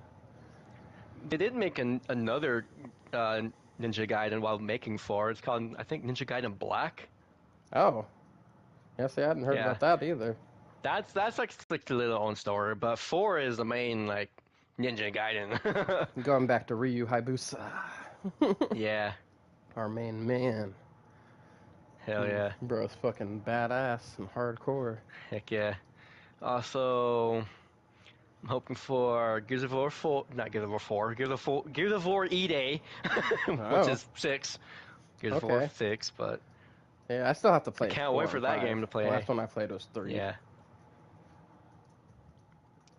So, You can't play 4 or 5 on PlayStation, fortunately. yeah, I You play know. Rebooted. Rebooted on PlayStation. Yeah, I heard some things like they didn't do well. Like it didn't launch with like fucking online co-op, only local co-op in the remake and stuff. Yeah. Yeah, so hopefully Which I they don't fix really. that I mean, soon. Because there's a lot of I people haven't played it. mad about it, that specifically, that there's no online co-op. And playing, Gears of War co-op was kind of like Gears of War's this thing, you know? Yeah. I haven't played it, and there's a reason why I probably won't play it. It's because Gears of War Rebooted, it's just the first game. Remastered. Even though you had Gears of War 1, then you had Gears of War Ultimate Edition, which is also number 1, and you got Rebooted, which is another reboot remaster of 1. So I'm probably not going to play it. Because I played the first game like 20 million times already. And I'm sick of these reboots, remasters of the same game over and over and over again. Damn. So I just got a message from Neil about 5 minutes ago that Xbox Game Pass just increased their price to $30 a month. That's fucking crazy. God dang. That's a big ass increase. I think the most expensive version before was $17. So Yeah. I don't know if that's the more expensive version of 30 a month or what it is, but that is freaking crazy. Mm-hmm. Like that's a bit asinine. Then it's not technically like a future game. Grounded 2. I still want to play that one. I fucking love bugs. I love playing bug games. Right? No, I like the whole Honey, I Shrunk the Kids vibe Shrink to the it. Kids, yeah. Yeah, Same. I'm excited about all of that. Can't wait to play that one. I think they're still adding. Yeah, they're still adding things. They just added a new giant spider to the game. Oh, that's freaking crazy. Yeah, a new spider boss, and it's fucking huge. Ooh. So they're still adding things to the game, which is it's fucking awesome. Oh yeah. I'm so glad they're adding new things to the game still. That sounds awesome, man. I'm also they're still adding new mounts, of course, because you get a wheel. You got a wheel of the mounts. Mount it looks wheel, like there's huh? there's a mount wheel you can have. Okay. Well, yeah, Wheelo because it mount. looks like you can have like, I think 7 or 8. It looks like there's like 7 or 8 slots in that mount wheel. Okay. And the YouTuber I watched only had like 2, which is the ant and the spider. Spider. Yeah, it's still pretty cool spider mount. I'm just saying. Yeah. I'm about that type of business. Same. Definitely can't wait to be able to play that game. So I have a long list of games I same. need to start saving up for, it looks like. Start covering and stuff. Cover them when I can, type thing. Definitely a lot going on here. Freaking, any other games you can think of you're looking forward to? The only one other one I can think of is I'm actually looking forward to that new James Bond game. I saw some gameplay from it and it looks pretty badass.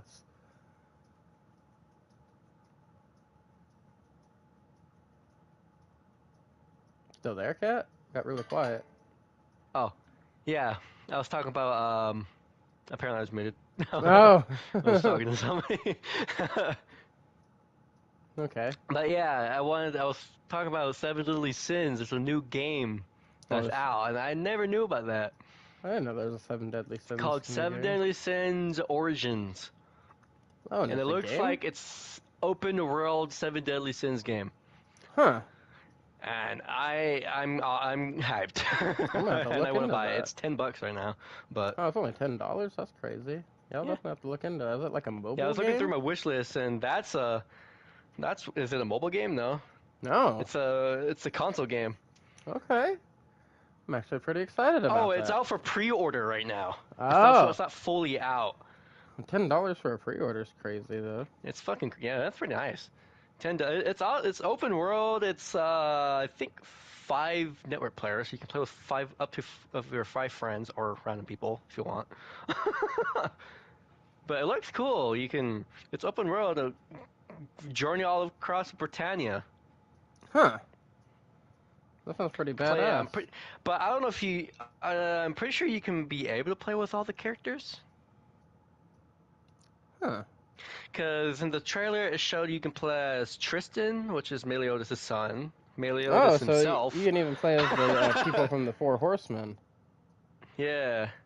So Tristan, Meliodas, I think I saw Deanne in there that you can play as. I'm pretty sure you can play with all the 7 Deadly Sins, of course. But I'm probably mostly playing with, Meliodas, since Meliodas is like my all-time favorite character from 7 Deadly Sins. Just because it's funny. I don't know if you can play as Elizabeth or not, but I guess we have to see until I play it. Right. See who you can play as, but yeah, it's open world. I like it. Okay. Hopefully it's good. Yeah. That's pretty badass. Got any other games? Waiting for Once Human to come out on console. Yeah, PlayStation version of Once Human. Yeah, that's free to play. I might check it out for another season, especially if they're adding in cross progression. That's the big thing. They'll have to be cross progression, otherwise. Oh, that's what Marvel Rivals is adding. Yeah, I saw that. Progression. And Daredevil. Oh yeah. Yeah, he looks like he's gonna be an Iron Fist that can see everybody on the map essentially, because you can use his little hearing thing to see everybody through walls and shit. He's got a new team up with freaking Punisher that makes the Punisher smoke grenade blind people that it hits. Mhm. Right, and stuff like that. So I was like, that's pretty badass what they're doing. I'm also hoping until NTE comes out, which is Neverness to Everness, another anime GTA type of game. Yeah, I think that's the one that I heard about, where you can you get all the crazy anime powers and stuff. Yeah. That one I'm pretty excited for. That was the first one I heard about. I don't know about Black Ops 7.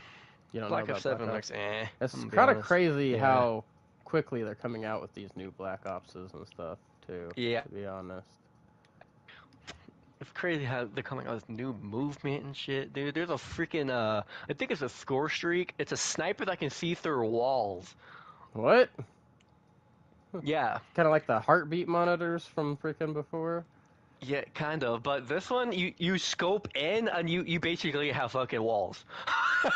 Like, can you shoot through those walls too? You can shoot through the walls, yes. It doesn't matter how many walls are placed in front of you. You'll shoot and you'll kill the enemy. That sounds like it's gonna piss a lot of people off. Oh my god. Yeah, definitely. Like, I remember people being pissed off about heartbeat monitors, so I can only imagine how pissed off people are gonna be at that. Can't wait until, well, I think it's out. It's out in pre-order. Ghost of Yotai. Mhm. Yeah, that one. Ghost of Tsushima. Yeah, so I'm waiting. I'm hyped for Ghost of Yotai. That's pretty badass shit. I actually forgot about that. I honestly thought that game was out already. I forgot that it. No, it's out for pre-order. Okay. Yeah. That must have been what that trailer I saw was about then. They're adding new things for Skate. I'm pretty sure it's coming out of whatchamacallit, testing now. Oh yeah. So they're adding a season pass, of course, like a fucking battle pass as usual for these free games. But they're adding new things, which is good. They're finally adding more to the damn freaking campaign Oh. because I completed it. So I have to wait until it actually comes out to complete more. Coming out with a fourth area Okay. that you can do. Oh, the cat was in his menu for once. Oh yeah, it's because I'm in the PlayStation Home. Ah, okay. You're Looking checking at out my the game. Your wish wish list. list. I got yeah, you. yeah. He's like, man, I got so many games I can't even They're remember adding them all. more. They're finally coming out of early access for Pal World. Yeah, I saw that.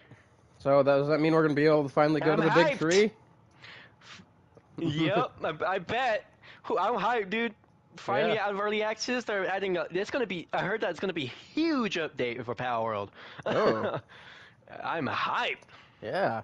Well, hopefully they add cross progression to that too. I'd like to be able to transfer Yeah. my save from PC to freaking PlayStation. Same. That'd be nice. That's Especially with how I all the get crap Power that World I on have. my PC. Yeah. Especially with all the crap that I have.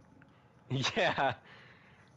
It'd be nice to not have to completely restart. Yeah. It'd be freaking epic, man. So yeah, I'm definitely hyped about that a little bit. I'm still have to get Power World for PlayStation, but I'll get that eventually. You know. Oh All yeah, right. Battlefield 6. Oh yeah, the new Battlefield game. My buddy Kill's gonna be Yeah. getting that. Oh heck yeah. Oh yeah. Oh, Kill the Oh, there's a Witness. Neo Speaking of 3 that's which, coming out? oh Neo 3. I still have to get Neo I 2. didn't I even played the knew that. demo for 2. I fucking loved it. Yeah, I played both the first and second game. Oh, I played the first one. I only played the demo for the second one. Yeah, I played the second one. I didn't know that. Oh yeah, there's a new Resident Evil game coming out. What the hell? Oh, we're getting a Resident Evil 9, huh? Resident Evil Requiem. Requiem, huh? That's what it's called. Yeah, it Ooh, the looks gamer said he'll cool. join for Power World also. Oh yeah, guys. Looks like Now, of we're gonna be course, cooking. GTA 6. I'm looking at most I can't speak. Anticipated, most anticipated games. Okay. I'll say after that, the next subject I want to talk about is either, future new or returning anime that you would be excited about. I mostly have Onimusha, another returning anime like Dark Souls type of game. Yeah, I that I'm think excited about. that's it. Oh, yeah, of Okay. course, another Lego Batman game coming out. Of course. Legacy of the Dark Knight. Oh yeah, that one I heard about. Good old, they're never gonna fail with those Lego games. Like they're always gonna have a big market for them because kids eat those Yeah. Lego games up, and Oh, even some and adults. Like I am a big fan of Lego Star one. Wars personally. Yeah, I love Lego games. And one more game. It's Subnautica 2. I can't Oh, wait for that game to come out. oh, my cousin Lonnie's gonna love that. He plays the crap out of Subnautica 1. I'm so happy that they're gonna have fucking multiplayer. Oh, we have like They're gonna combat have subs. online, bro. You can freaking explore the ocean depth and More sea with a monsters. friend and More sea find sea monsters. monsters, build shit underwater with friends. Let's go. Hell yeah. I'm hyped for Subnautica 2 Good because I old played the shit friendly ton gameplay of the there, first huh? one. Yeah, I played the crap Okay. ton of the first one. Well, before we move out of the subject of video games and on to new and returning anime that we're looking forward to, I do have one more piece of news, right? I've seen about several articles about this. I guess recently Bleach got a new patent for something called Bleach Mirror High Rise, right? Ooh, And it was a video yeah. game patent, so we might be getting a new Bleach game soon. Ooh. Or it might Didn't be. they just came out with one? Yeah, it might have been a patent for some stuff for some DLC or something. So like, take this with a grain of salt. There's no confirmation of whether or not there's a new game, but there was the confirmation on that new trademark. Yeah, So we for sure got the new trademark. that's good. So, that's the thing that really surprised me, is there's a gaming trademark. And speaking of Bleach news, right, and this is going to come into the new and returning anime that we're excited for, right? So, we got a couple things, like, they're going to be adding more anime original stuff to the final part of Bleach Thousand Year Blood War arc, so I hope it's some good stuff, kind of like what we got with, I don't know if you watched part 3, but that fight between Uryu and Renji, right? That was an anime original. That did not happen in the manga. Oh. Yeah, so I'm hoping that it's more fights then and stuff like that we haven't that we didn't get to see, that were kind of off-paneled, right? And there are a lot of people hoping that they adopt some of the light novel stuff. Now, I personally think it'd be better if they took the light novels and made them into their own anime series, separate, right? Yeah. But if, we got a couple of the stories from them in there, here and there, that wouldn't be too bad. That's something I could get behind. Ow. Yeah. So it's perfectly viable. I'm really excited about that. And I definitely can't wait for a freaking fourth core and the finale of Thousand Year Blood War arc to finally come out, because I know that shit's going to be epic, man. They've been working really hard on it. They've been working harder on this last core of it than they did with the first 3 cores of it combined. Oh, yeah. So they definitely got me really hyped about it, and, Taiti Kubo, the guy who wrote Bleach, he's fucking head running all of this stuff, like, he is making sure that we're getting the best possible ending for Bleach that we can get. Oh, hell yeah. Right? And speaking of which, there is also possibly a new movie coming out for Bleach as well. That's going to happen after the 1,000 Year War arc. So I am hoping, awesome. It might be its own original story thing, like most of the Bleach movies are, but I'm hoping that we get the fucking No Screams or No Cries from Hell, whatever the hell it was called. Right, the little one-shot that he did, that I really hope that we get more of, because that took place after the 1,000 Year Blood War arc. Like, we had everybody all grown up, we had Ichigo and Orihime together, we got to see their kid, some stuff like that. And it was actually their son that accidentally opens up the portal to hell, so... Like, I think it'd be cool if we got that adapted into a movie, like a full-out movie, like more than what we got in that chapter, like on with the whole thing, like them fighting everybody from hell and everything. Because we even got to see some of the new captains and vice captains and stuff that, were introduced after the 1,000 Year Blood War arc. And we got some interesting ones, like this one lady turns her Zanpakuto into fucking crows. Oh, damn. Yeah. Like, there's some pretty hardcore stuff. We're fighting a new type of hollows that are pretty much hollows that were taken from hell, right? And they don't have the little holes inside their body. Instead, they have these, like, external ring horn things that grow off them. Yeah. Like, they look pretty crazy. And there's, like, this new, like, thick black blood type reishi shit they introduced. Like, there's a lot of cool stuff. One of the Arrancar from the Arrancar arc seems to be a reborn with this stuff. And I don't think he's the main villain, right? I think he's actually working for somebody else, but he is the one leading these hollows in the battle. Ooh. And we kind of, like, as soon as he comes into battle and he starts talking about, like, the other people that they, because they, in the beginning of the chapter, they finish off a ceremony that's supposed to help, like, the Soul Reapers that died in battle, like Captain Yamamoto and stuff like that, pass on, to the new life. Well, apparently the races all got sent to fucking hell, and they've all been reborn as these fucking, like, demonic versions of themselves. So I really hope we get more of that. That shit's fucking hardcore, bro.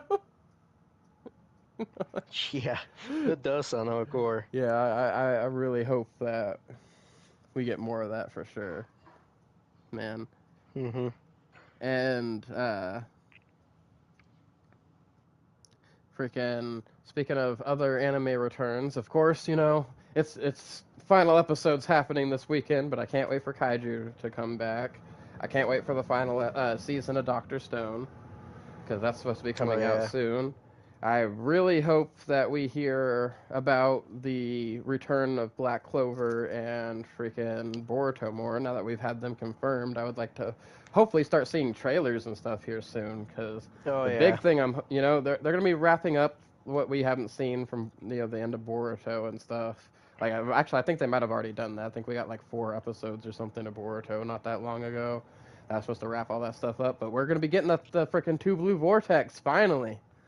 First part of that Oh, shit, heck yeah. bro. I'm fucking hyped, and it's gonna be seasonal now, so we don't have to worry about the whole crazy amount of filler that we had to worry about in part 1 of Boruto. No, the filler era has been ended as far as Heck Boruto. yeah. As far as Boruto, there's still other animes that have filler. Like, we'll get onto it as it's one of the subjects I wanted to talk about. The current state of One Piece, right?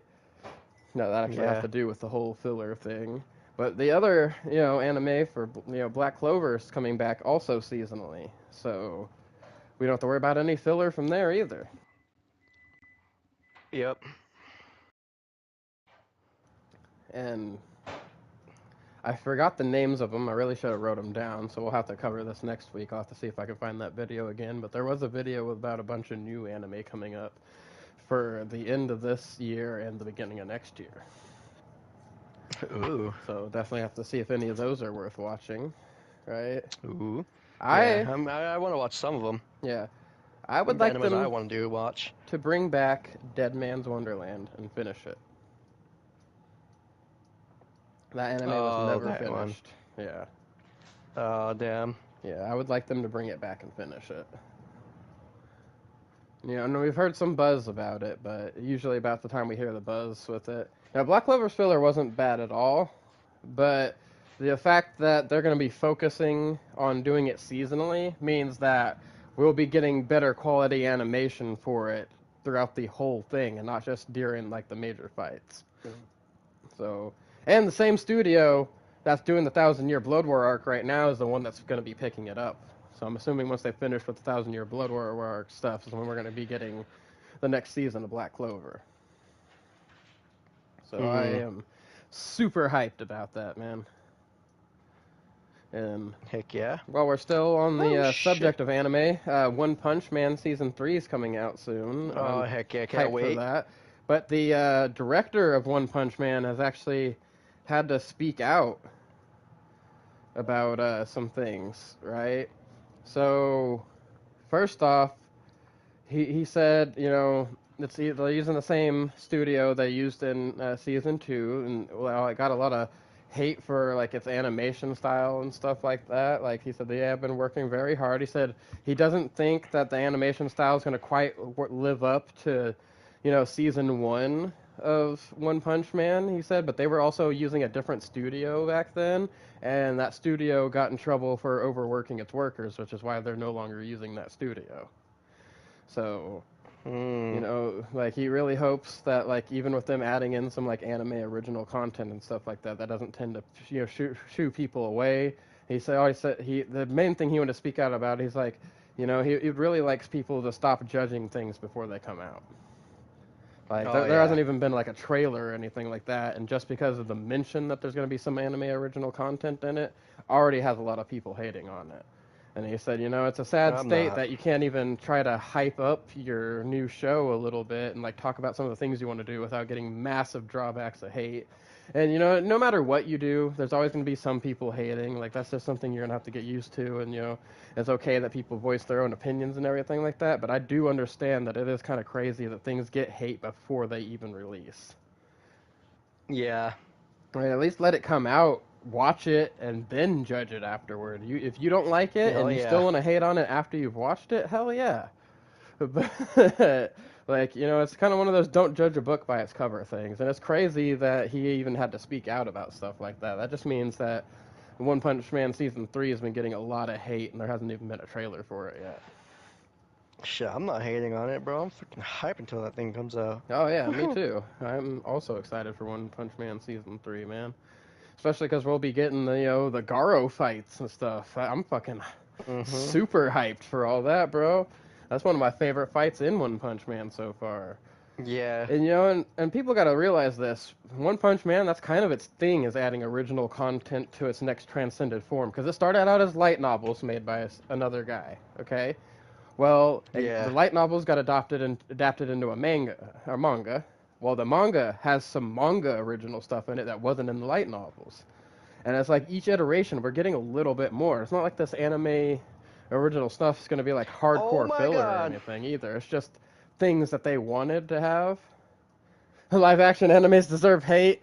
Hey, that's actually on a list of things to talk about here, too. Speaking of which, we'll get into it here in a moment after I finish my little One Punch Man rant here.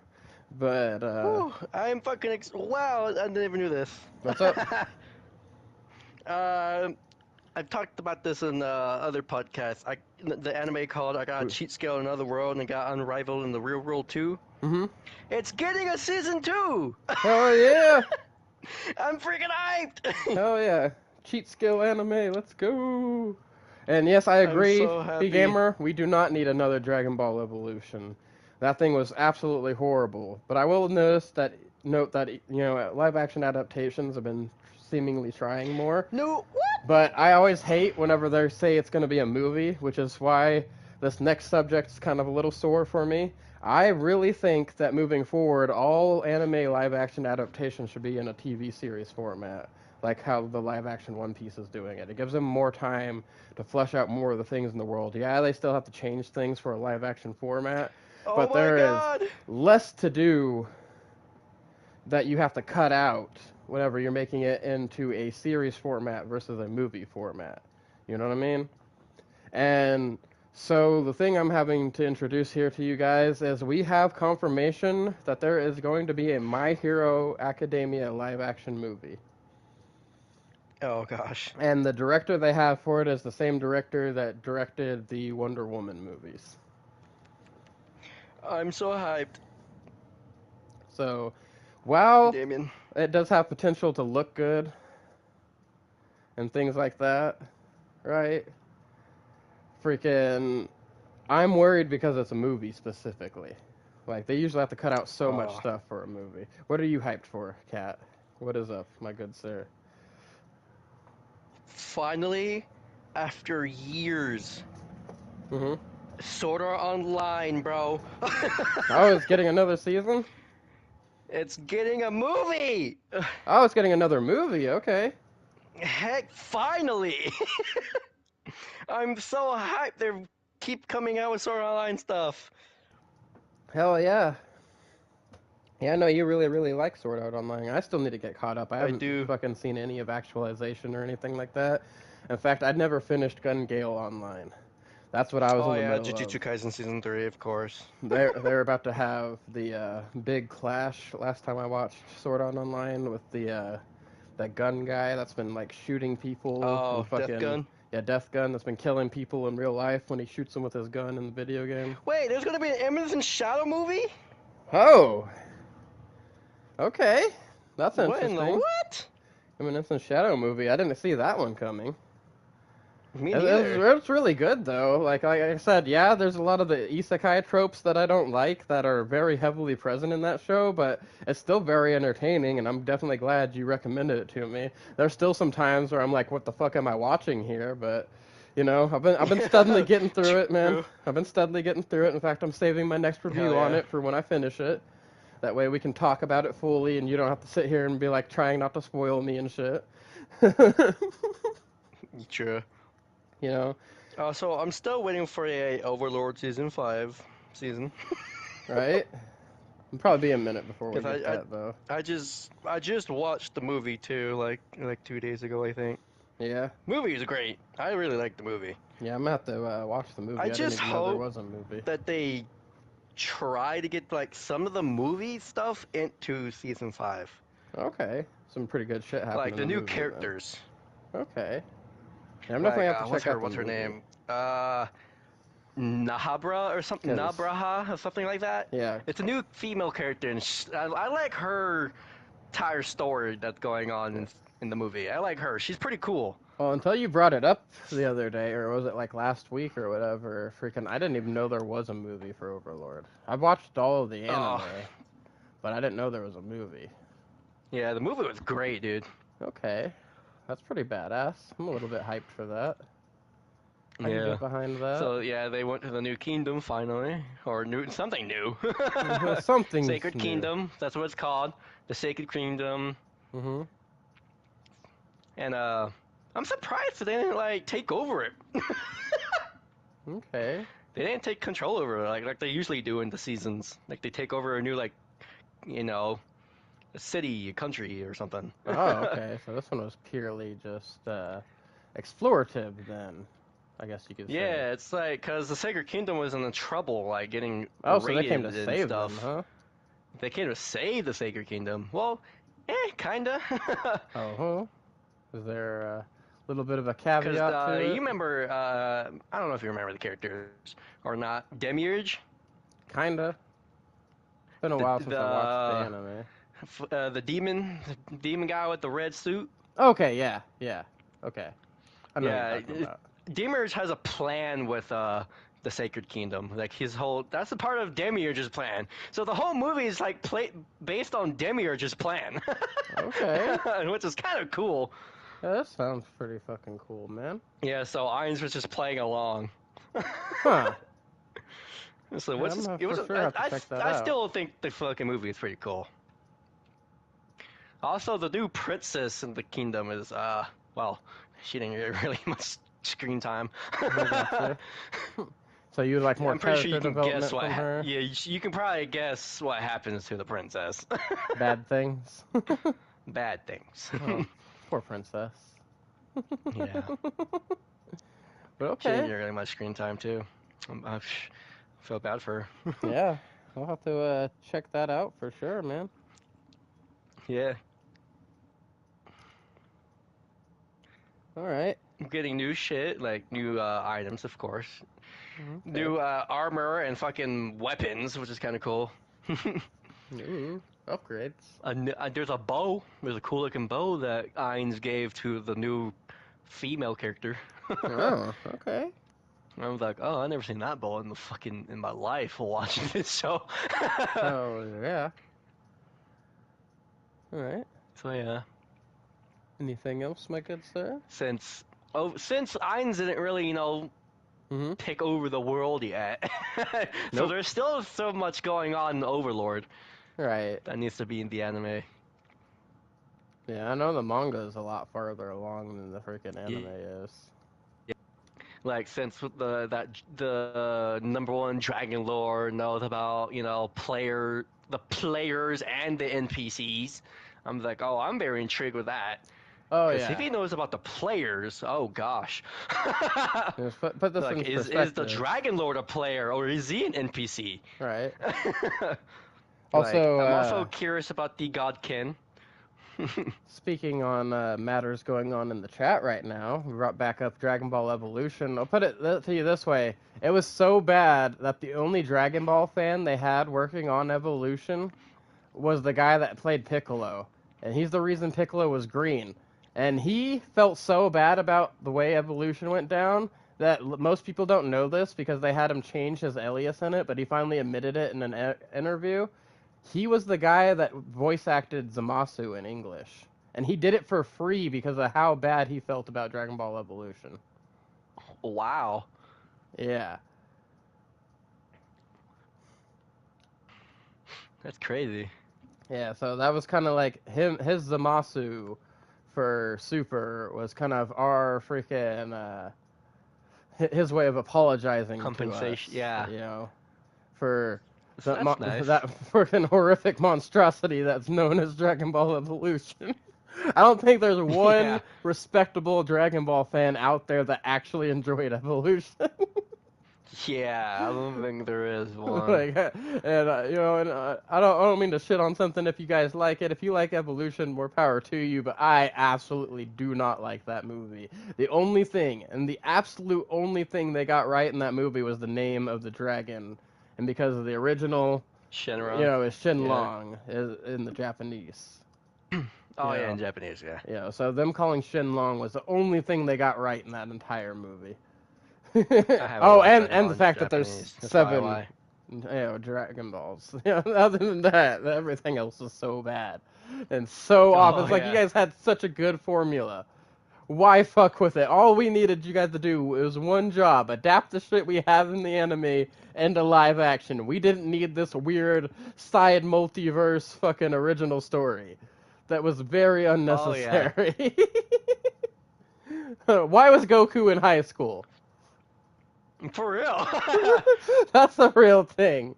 Like, and I love that a Dragon Ball Z Abridged made fun of it. That one time, Goku was like, It "Oh should man, this was be. most of that It should have time been that I was in high Gohan then. school and I was getting bullied by everybody and I couldn't get Chi Chi to like me. Wait a minute, I think I got hit harder in the head than I thought I did." I was like, I don't remember this from the anime. It was like, man, and, we didn't have Krillin. That was criminal. No Krillin. Like, I would have got. Honestly, actually, to that point, if we were getting the original King Piccolo, there was so much we were missing. No Tien and Chaozu. We were missing 2 World Martial Arts tournaments. Fucking, Yep. there was so much. Piccolo should not have been the first villain for a Dragon Ball live action series. Like, that's Yeah. fucking crazy. But enough about ranting on Dragon Ball freaking Evolution, yeah. man. I could talk crap on that movie all day. We're gonna be here for a long time, and there's still more stuff we gotta talk about before the end of this podcast. So we're gonna move on from that. I actually have some interesting words from Ichiro Oda, the creator of One Piece. He spoke out on the current of situation of like manga and like the status of how like manga is done, and, like the hardships and everything that you have to go through to like make a weekly manga. And I was really surprised about this because he both gave a word of warning and encouragement to new manga artists at the same time, right? Yeah. He said because there's like this award that they give out every 2 years for new manga artists, and like if you win this award, it basically guarantees you a spot in like Shonen Jump or Jump Giga or something like that, right? And he says, don't waste too much time trying to make those 31 pages like as perfect as possible. Just like give like just like a fluent like don't pressure yourself too much. Just let your self like be you, but try to like just get it done quickly, right? He said because if you get accepted into Weekly Shonen Jump, you're gonna go from having a year to make 31 pages to having to make 900 pages a year. So, Mhm. like, he said, really, like, don't get too discouraged. He said, just, like, just show your work. Show them what you can do in, like, a quick time period, because that's what's going to get you the job faster. He said, and it's tough work. Yeah. Like, you don't really hardly get breaks. He said it's been 20 years before they finally started giving him weekly breaks. And he'd been working really hard on this. And this is coming from somebody who is not just one of the most successful manga authors of all time, but he's one of the most successful authors of all time, period. Man is up there in the top 5 best-selling authors of all time now, and the only 4 people ahead of him are all dead. And this list included Shakespeare. Oh. Yeah. Damn. Yeah, like this is authors, period, of all time. He is in the top 5. He is number 5 in the top 5. Don't get me wrong. But he's still in the top 5 most successful selling authors of all time, and that is an accomplishment. Yeah. So definitely take his words of advice on that. If you're a potential manga artist trying to get up there in the world. But he said it's a very hard schedule. It's hard on your health. He said he gave 2 big examples of the Yu Yu Hakusho / Hunter x Hunter creator. Like, having this harsh schedule is the reason that his health's in the state that it's in right now. That's the reason, like, we've had such a slowdown on getting new Hunter x Hunter and everything. It's because he is constantly in the hospital due to the back issues and stuff that were related to constant manga writing. Right? Oh, yeah. And then... Yep. And then freaking Black Clover's writer had to go from weekly to, like, we get 2 or 3 chapters every, like, 3 to 4 months now. Because he had to take a break due to his own health issues and then, like, his daughter's health issues and things like that. And, they don't allow you to have these times off when you're in Weekly Shonen Jump. So he had to move on to Jump Giga, which is freaking, like, quarterly freaking manga release schedule, right? Dang. Yeah. Yeah. So, that's really hard work. And, he said you really don't get paid enough, too, until you get, like, super famous. Like, he's really freaking... like Dragon Ball. Yeah, he's really putting it in perspective, too. Like... Because Dragon Ball is freaking holy. It's very popular. Oh, yeah, no, it's... I think I saw an article that said that Dragon Ball accounts to like 70% of the jobs in Japan. Yeah, I've heard about that too. Yeah, that's freaking wild, man. Mm-hmm. That's how famous Dragon Ball really is. Yeah. And while we're talking on this, I want to talk about the current state of the One Piece anime, right? Hmm. So these episodes that have been coming out here recently have been very beautifully animated, but I don't like that it seems like every 2 weeks we get these freaking filler recap episodes. Now, I understand why they have to do them, but I really wish that they didn't. Like, I wish that these TV companies would allow them to keep their spot and maybe play something else for a couple weeks while they have time to, like, flush out and animate this stuff better, right? Instead of them having to just throw Yeah. us a freaking Dr. Chopper frickin' recap episode where he talks about all the crap that we already just saw, and they just cut clips out of those episodes so they don't have to reanimate anything new for the week. Mm. You know, as well they can focus on Yeah. getting, these episodes done and out to us. But it's like, I don't know, it's one of those things that can really, like, kill a fandom. And, honestly, in this day and age, people don't mind waiting for a little bit. It'd honestly be better for the anime where it currently is to actually switch from this weekly schedule to a seasonal schedule. Like, I Oh. honestly, I wouldn't mind. And I know One Piece is the last anime out there holding it fucking strong with weekly episodes every week. But, they're only setting themselves up to have to do another thing that they did, this last year where they had to take that, like, 5-month break. Yeah. Like, we're going to get that more often if they keep going at this pace, man. And I really hope that they get something along. And I hope that these animators are getting paid well, too, because that's a thing that you hear a lot. And I've heard, that things are getting better for the animators and stuff, but there's still these stories going around about them not getting paid enough and being forced to work very harsh hours. Man, like, it's really the dark side of this industry that I love so much, and I really hope that they're able to, Yeah. come about having, fair compensation to these people without, like, they really need to find a good balance to be able to get us out, like, a good season of anime, but to still give these people breaks and good pay. They need work benefits and Yeah. healthcare. Damn it. Like, that's a big thing that they need to add in. And Oh yeah. so the last, like, other people's IP related thing that I want to have for this podcast this week is I want to talk a little bit about the current season of Peacemaker. So I'd been noticing in this quote unquote perfect world where, like, the Peacemaker and his freaking brother's still alive and his dad's still alive and they all get along and, they're all big time heroes and everybody praises them and stuff like that. I'd been noticing throughout the weeks that every time he goes to this parallel universe, you don't see any people of color. And then they finally came out right out and said it last episode and confirmed my theory. We are on Earth X in this alternate reality. And with if you're a big DC fan, you already know what Earth X is. But for those not so big DC fans, Earth X is the Earth in the DC universe where the Nazis won. Oh. Yeah. So it's a very fucked up planet, and, like, it's a bunch of fucking, like, basically where a bunch of white supremacists won. Like, their American flag is just like ours, except for instead of having stars on it, it's a swastika. But they really set it in with Harcourt asking freaking Peacemaker.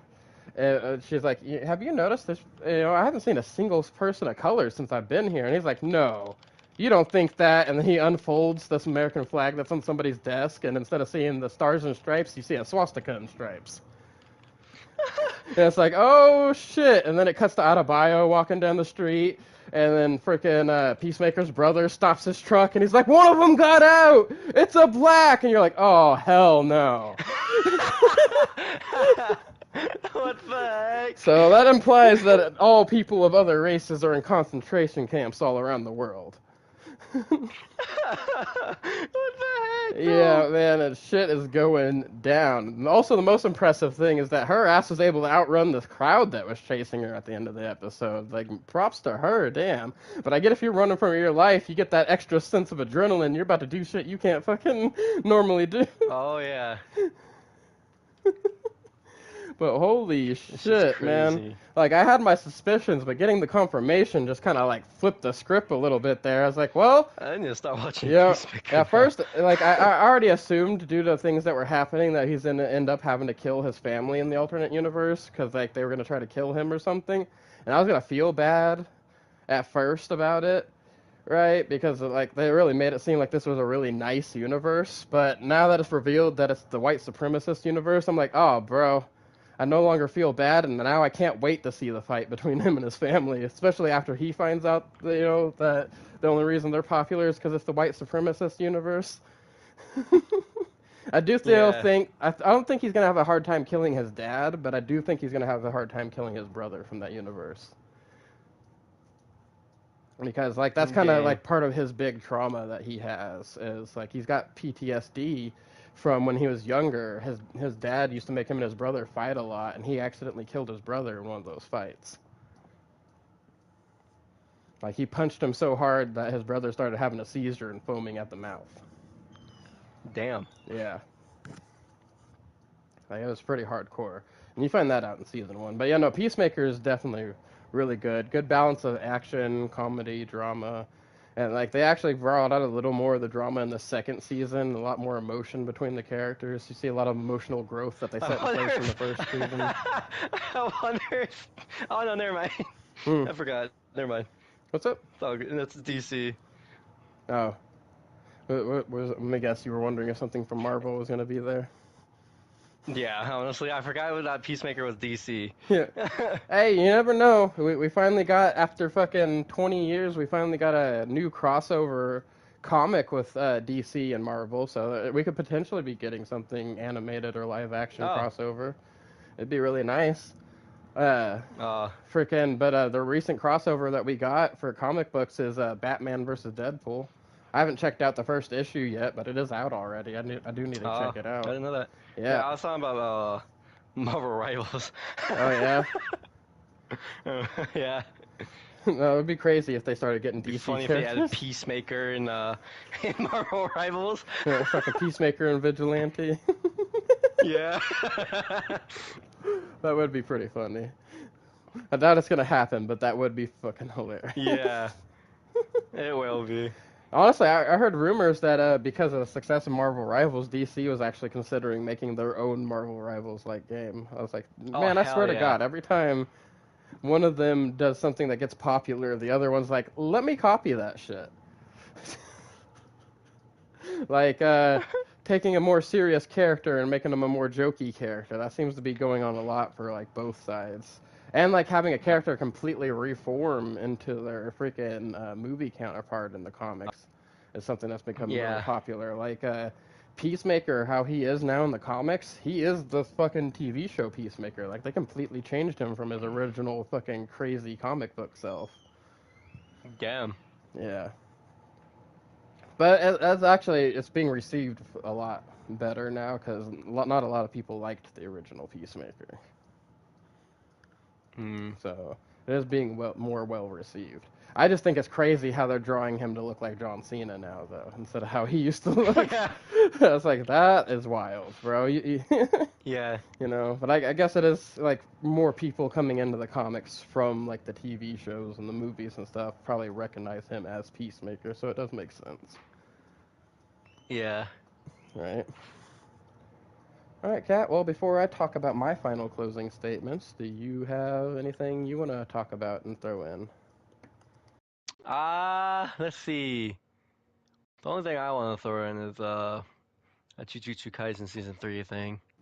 Well, what do you want to talk about Jujutsu Kaisen Season 3? I wanted to talk about I'm like hyped and not hyped at the same time. I'm more hyped of the Yuji versus Yuta fight. Oh, yeah. That's pretty much... That's what I'm most hyped for. Well, I think that happened at the end of Season 2, didn't it? Or did it just start? No. In Season 2, they showed a little bit of Yuta. Oh, yeah, he shows him up. Fighting, like, curses. Well, no, because I could have swore at the end, he freaking shows up in front of Yuji after they gave him the orders to take out Yuji. since Gojo is now gone. Oh, at the end, yeah, they gave Yuta to give the orders to, Yeah. get rid of Yuji. And I could have swore But they never fought. Oh yeah, I could have swore they at least started it, but if it's anything like the manga, it's gonna be short. Yeah, so in season 3 they're gonna show it. Yeah. Well, I'm a little bit hyped for it, but I can if they do it justice to the manga, it's gonna be short and it's gonna be a one-sided curve stomp. Yeah, Yuji's about to get his ass handed to him. I don't really know if the Gojo versus Sukuna is gonna be in that season though. If they do, it'd be the last season. 'Cause that's the end. Probably, yeah. I don't think I think we're gonna get like the first half of the Colon games, which a lot of good stuff happens in that, right? Yeah. Like, I think that this season is going to be, like, the first half, and because the second half of the Colon games is the end of the freaking series. So. Although, but we do have the new Jujutsu Kaisen freaking spin-off, the new set of characters and everything, so, the writers continuing the series. We're not in Japan anymore, we're showing off that there's, cursed freaking objects and freaking Jujutsu sorcerers all around the world now. So yeah, I'm curious how that's going to go about. Like, are we going to get like more countries than just the one that he's starting in? Like, are we going to get a spin-off for each country? Like, I'm kind of curious how that's going to go down. Oh, that's true. Yeah, that would be cool. Yeah, that would be pretty cool. I definitely like his stylings and stuff like that. Mm-hmm. But was that it, my good sir? Yeah, that's all I can think of that I want to talk about. So, closing statements from me. I'm just going to talk about the future of this podcast and my channel. So, for the next 2 weeks, I'm going to be focusing really hardcore on getting some Borderlands content out and things, and just having a lot of streams and stuff in the backlog to make smaller bits of content from, because after these 2 weeks, I am going to change up my schedule a little bit, because I do have a lot of stuff that I want to do, and a lot of stuff that I'm currently having to do, right? And that's going to help me balance out, like, my schoolwork and my writing and stuff more. So I'll be able to have, like, more time set aside for those two particular things, right? And, of course, the schoolwork's all a limited time. Like, eventually I'll finish my courses, and I won't be dealing with that anymore, right? But as far as my writing and stuff like that goes, for the foreseeable future, after these next 2 weeks, I will be setting dedicated time away in the mornings to get all that stuff done, and I will be having all my streams happen at night before I go to bed. Ooh. But I also will be... within these next 2 weeks, I will be having my nights end off with me watching, like, movies and TV shows and stuff like that I want to cover here on the podcast. So we're going to be getting a lot more of that. And, I usually rush in these last 2 days to collect all the notes and stuff that we want to talk about for this week. I am going to, starting this week, start taking notes every day on things that I want to talk about and have them set aside so I can have all my research and talking points, and so we can come in here more clear each and every week, bringing you guys all of these things, Also, I would like to give a shout out to Geekdom 101 and For Never News. I do get a lot of my news sources from them. I actually forgot about one of the talking points that I got from Geekdom 101. We do have finally confirmation that we will be getting more Dragon Ball IP finally.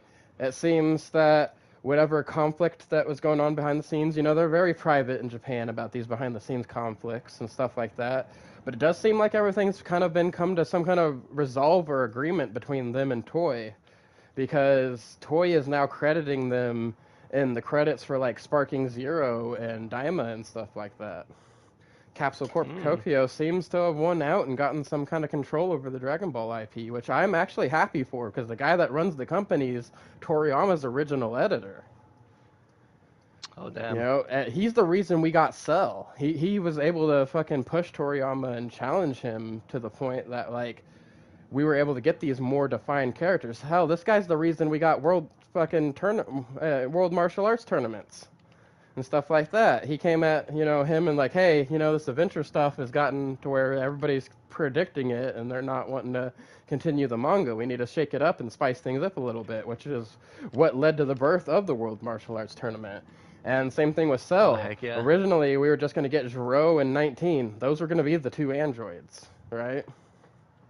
Yeah. And freaking the editor basically just said, hey, this is uninteresting. It's just some fat guy and some old guy. right? So Toriyama went back to the workshop and he brought out Androids 17 and 18. And he said, well, it's cool and that these could be cool characters to build on the story with. It's still just some guy and some girl, right? So went back right to the writing room again, and that was the birth of Cell. Wow. Yeah. So it was because of that editor that we even got Cell. So I'm really excited about that. So shout out to Geekdom 101 for that, and shout out to For Never News, because some of these news articles I heard from him first, and then I got confirmation from several other sources before bringing it to you guys. Of course, I want to make sure that I'm not spreading out mis or disinformation on these subjects, so I always check up multiple sources. But he never leads me astray, and actually he goes in more depth on a lot of these subjects and gets you interviews and stuff like that. Definitely check him out. And on his Tim Music channel, he just dropped a new song, so definitely go check that out. Big shout outs to those guys and big props.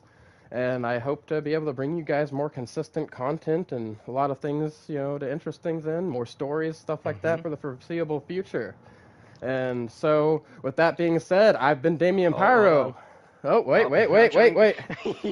You're forgetting our subject. What did I miss, Cat? Lilo and Stitch. Oh my god, I did forget that. Okay. I remembered. Thank you. I accidentally checked that off my list.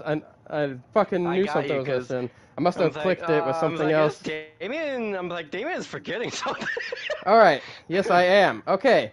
And I worked hard on this, so I'm really glad you caught that. Comparisons, yes, to the original animation and the live-action movie. So first thing I want to say before I get into this, because there are going to be a lot of criticisms on the live-action movie coming out right here, guys.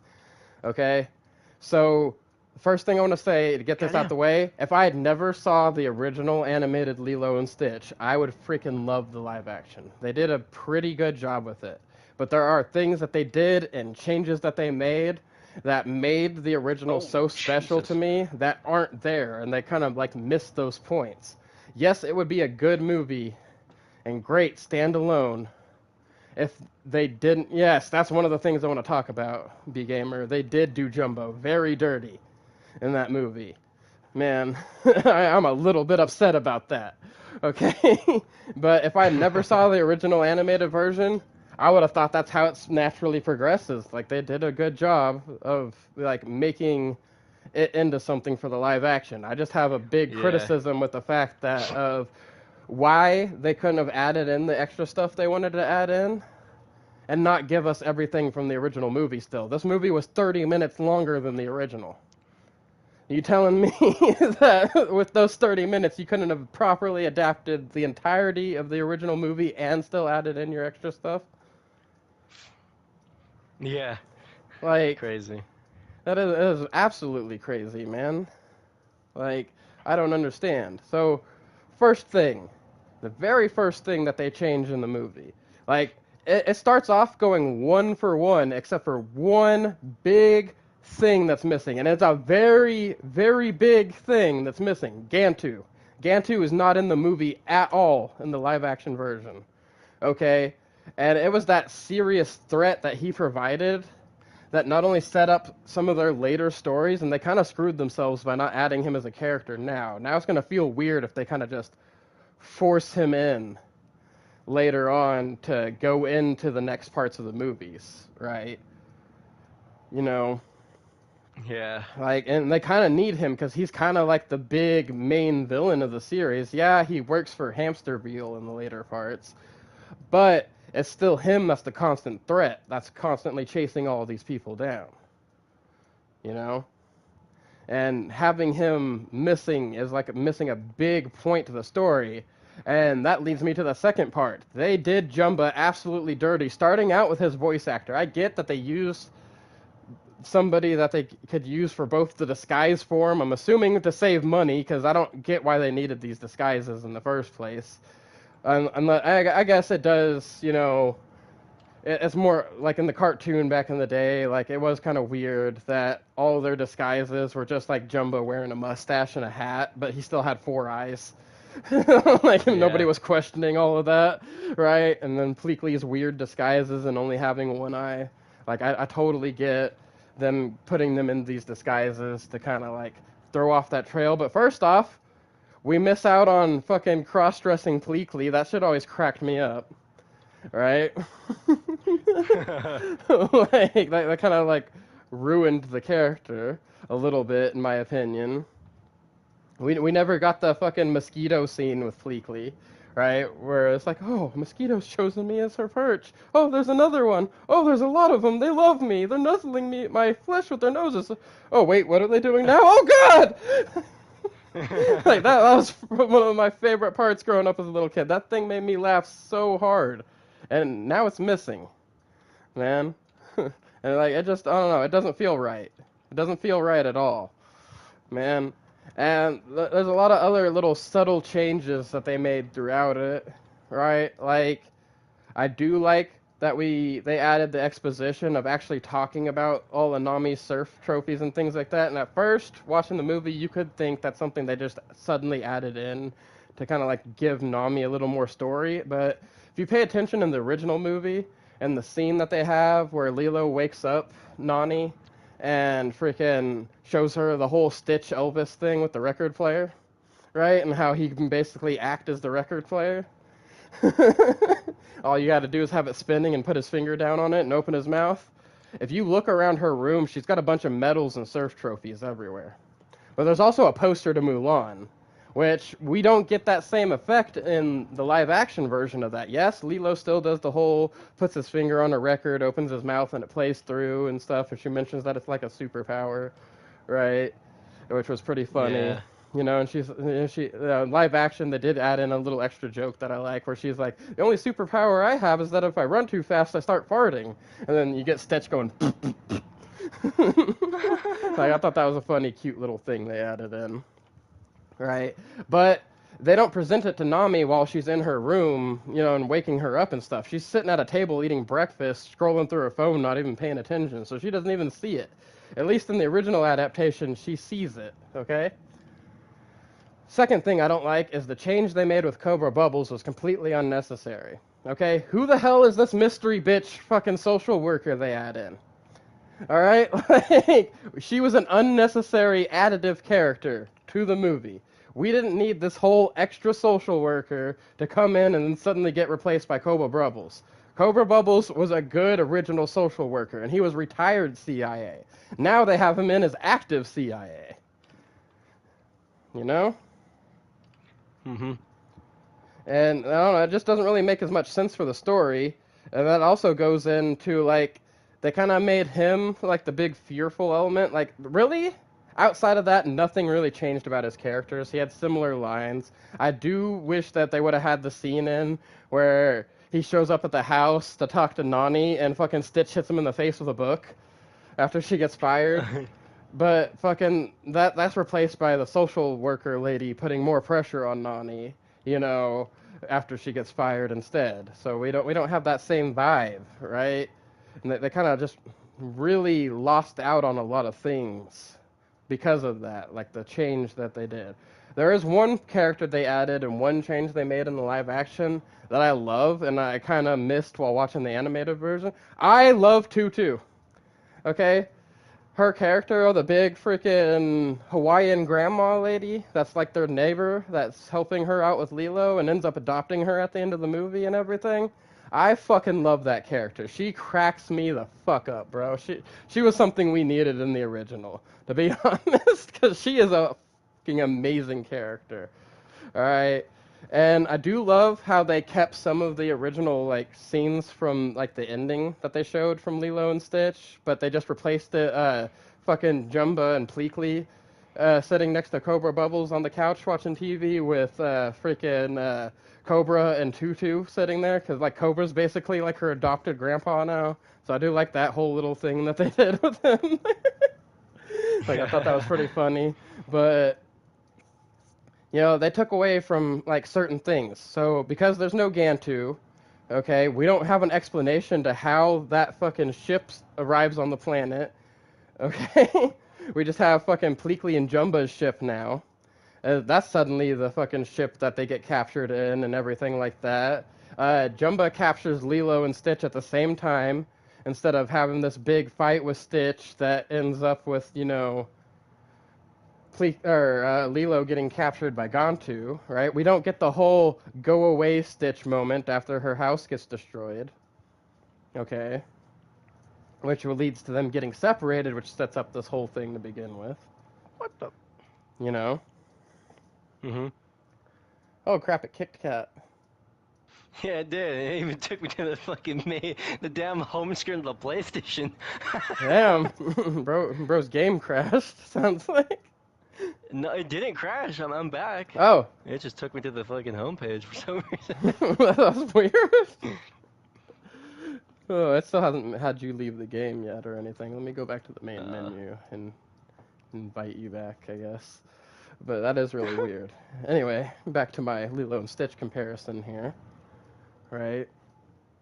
Yeah. They replaced the guy who was always dropping his mint chocolate chip ice cream with a guy dropping a snow cone. I was like, bro, it could have still been mint chocolate chip ice cream.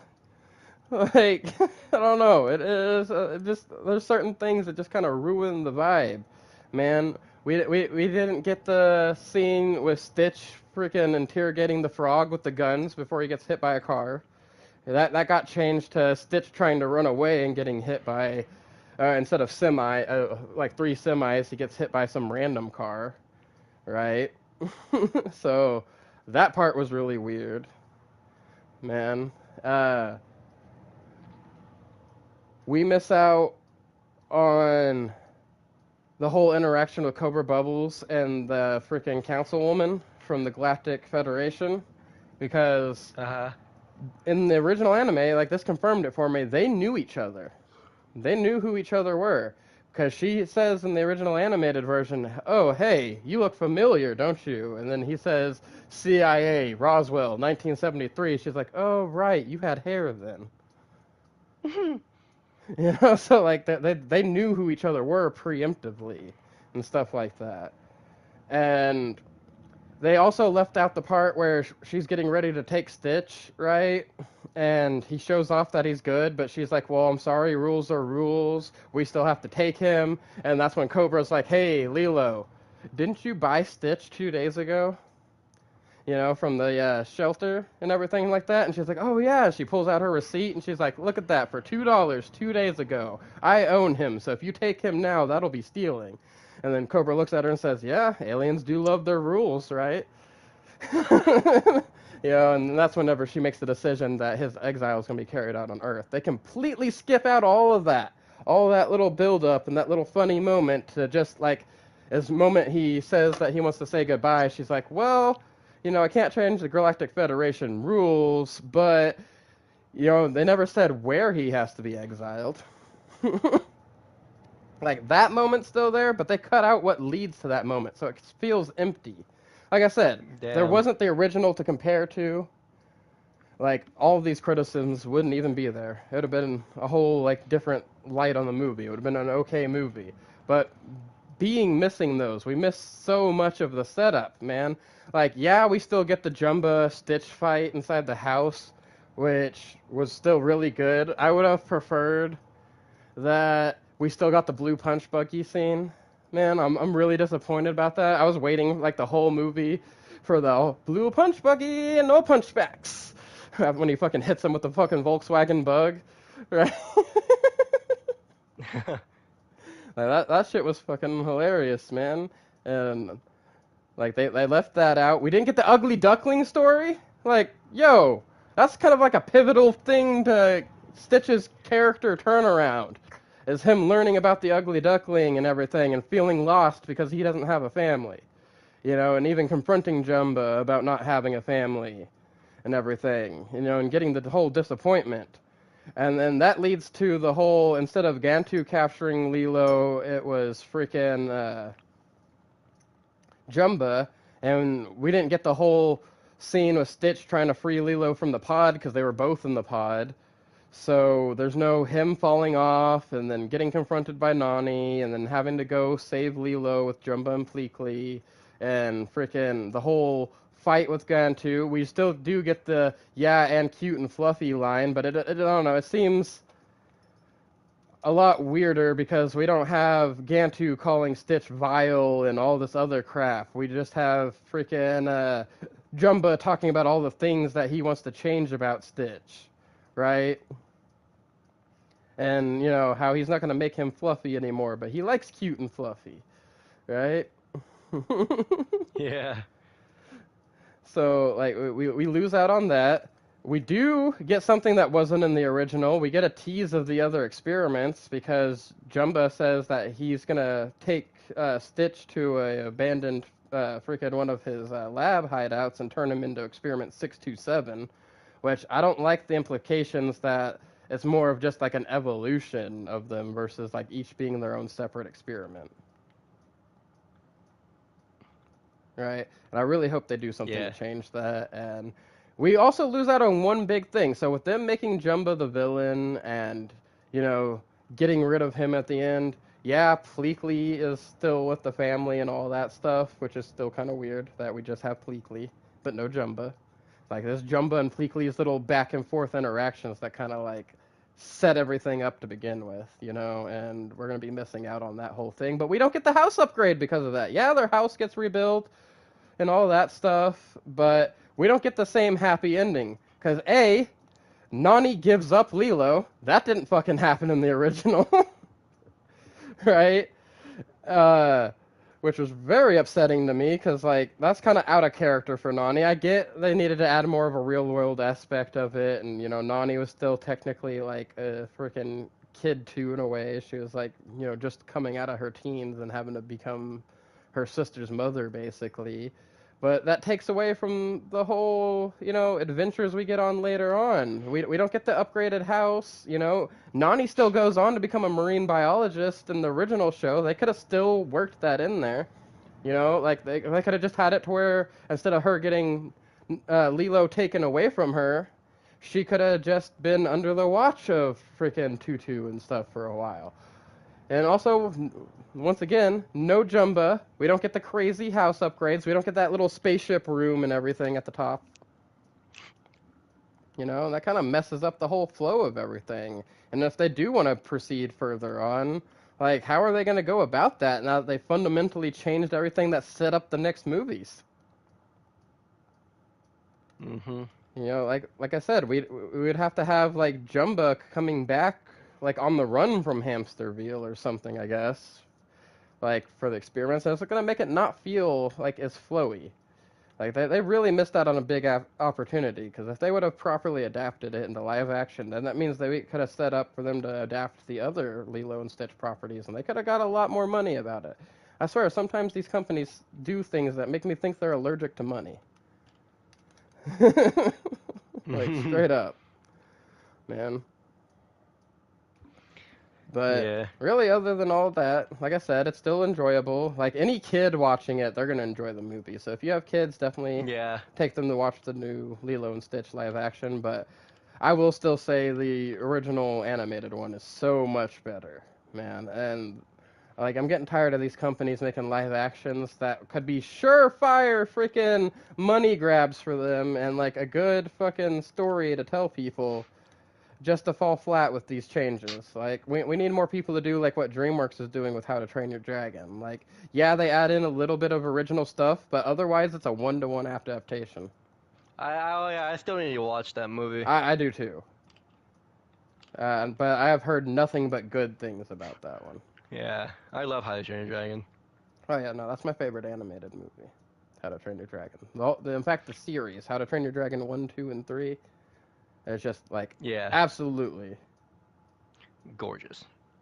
Yeah, Lilo and Stitch was the best we've had in a minute from them live action wise. I will give them that. They did better than they did with, like, the freaking, like the Aladdin and freaking Mulan, and what was that last one that they did? Lion King and all that. Like, they did do better with it than that live action wise. But there was just so many things that were missing from the original that made it feel like it fell flat to me. Like I said at the beginning of this, if there was no original animation, the live action Lilo and Stitch, which would have just been Lilo and Stitch at this point, you know, it would have been a freaking great movie to watch as a family with your kids. But they had so Most many definitely. expectations from a movie that I absolutely loved when I was a kid. I used to watch stuff out of Lilo and Stitch and all of its sequels, the series, all of that stuff growing up. I was a big Lilo and Stitch fan. In fact, I'm still a really big Stitch fan. I keep seeing all these Stitch Elvises at Walmart, and it takes everything in my power to not buy them. That's the fucking Stitch Elvises, man. Come on. But there was so much potential that they just wasted with this, man. Like, and also like with Nami's job, transfers and stuff, they didn't really do a good job with all of that. Like, it ended up becoming Stitch and Lilo's fault that everything caught on fire and all that stuff. Where originally it was David doing his fire dance that caught the stage on fire, right? And the reason that Mommy gets fired is actually because Stitch bites Pleakley's head, and they think it's just a regular actual customer. And we don't get any of that. Also, the weird disguises that they did. Like, I get it's probably to save some budget. It probably cost a lot to freaking CG Pleakley and Jumbo like that the whole time. But the fucking basically just having the two voice actors not be voice actors and act through most of the movie as them was a really weird choice. And I can't say this enough, I do not like the voice pick they had for Jumba. They did Jumba so dirty with that. That guy does not sound anything like Jumba. Like, why is his voice all freaking high-pitched and weird and nerdy? Jumba had this, like, deep, like, accent and everything, too. The accent's gone, the deepness to his voice is gone. Like, nothing about that guy screams Jumba to me. I do like how they animated Jumba in live action. That looks pretty cool. Like, I like the stuff they did with his face and his nose and all that. But the voice does not match up at all, man. It kind of killed it for me. Every scene with Jumba just was like, It didn't feel right. Also, we didn't have the scene with them getting fired and sending Gantu. That was another thing that, cutting Gantu out of the movie ruined. Because, like, that led to that big confrontation with Stitch and Jumba. Because, like, they were having to do everything Pleakley's way up until that point. Right? And the moment they get fired, Jumba gets excited and he's like, oh, we do this my way now. And they just got rid of all of that altogether. But anyway, my Lilo and Stitch rant is over. That concludes this all for today. Now we can finally end it off. I've been Damionpyro. I've been ChillenCat. And this has been our Nerd Talk Live, episode 13. I hope Let's you all enjoyed, go. and we will see you all next week.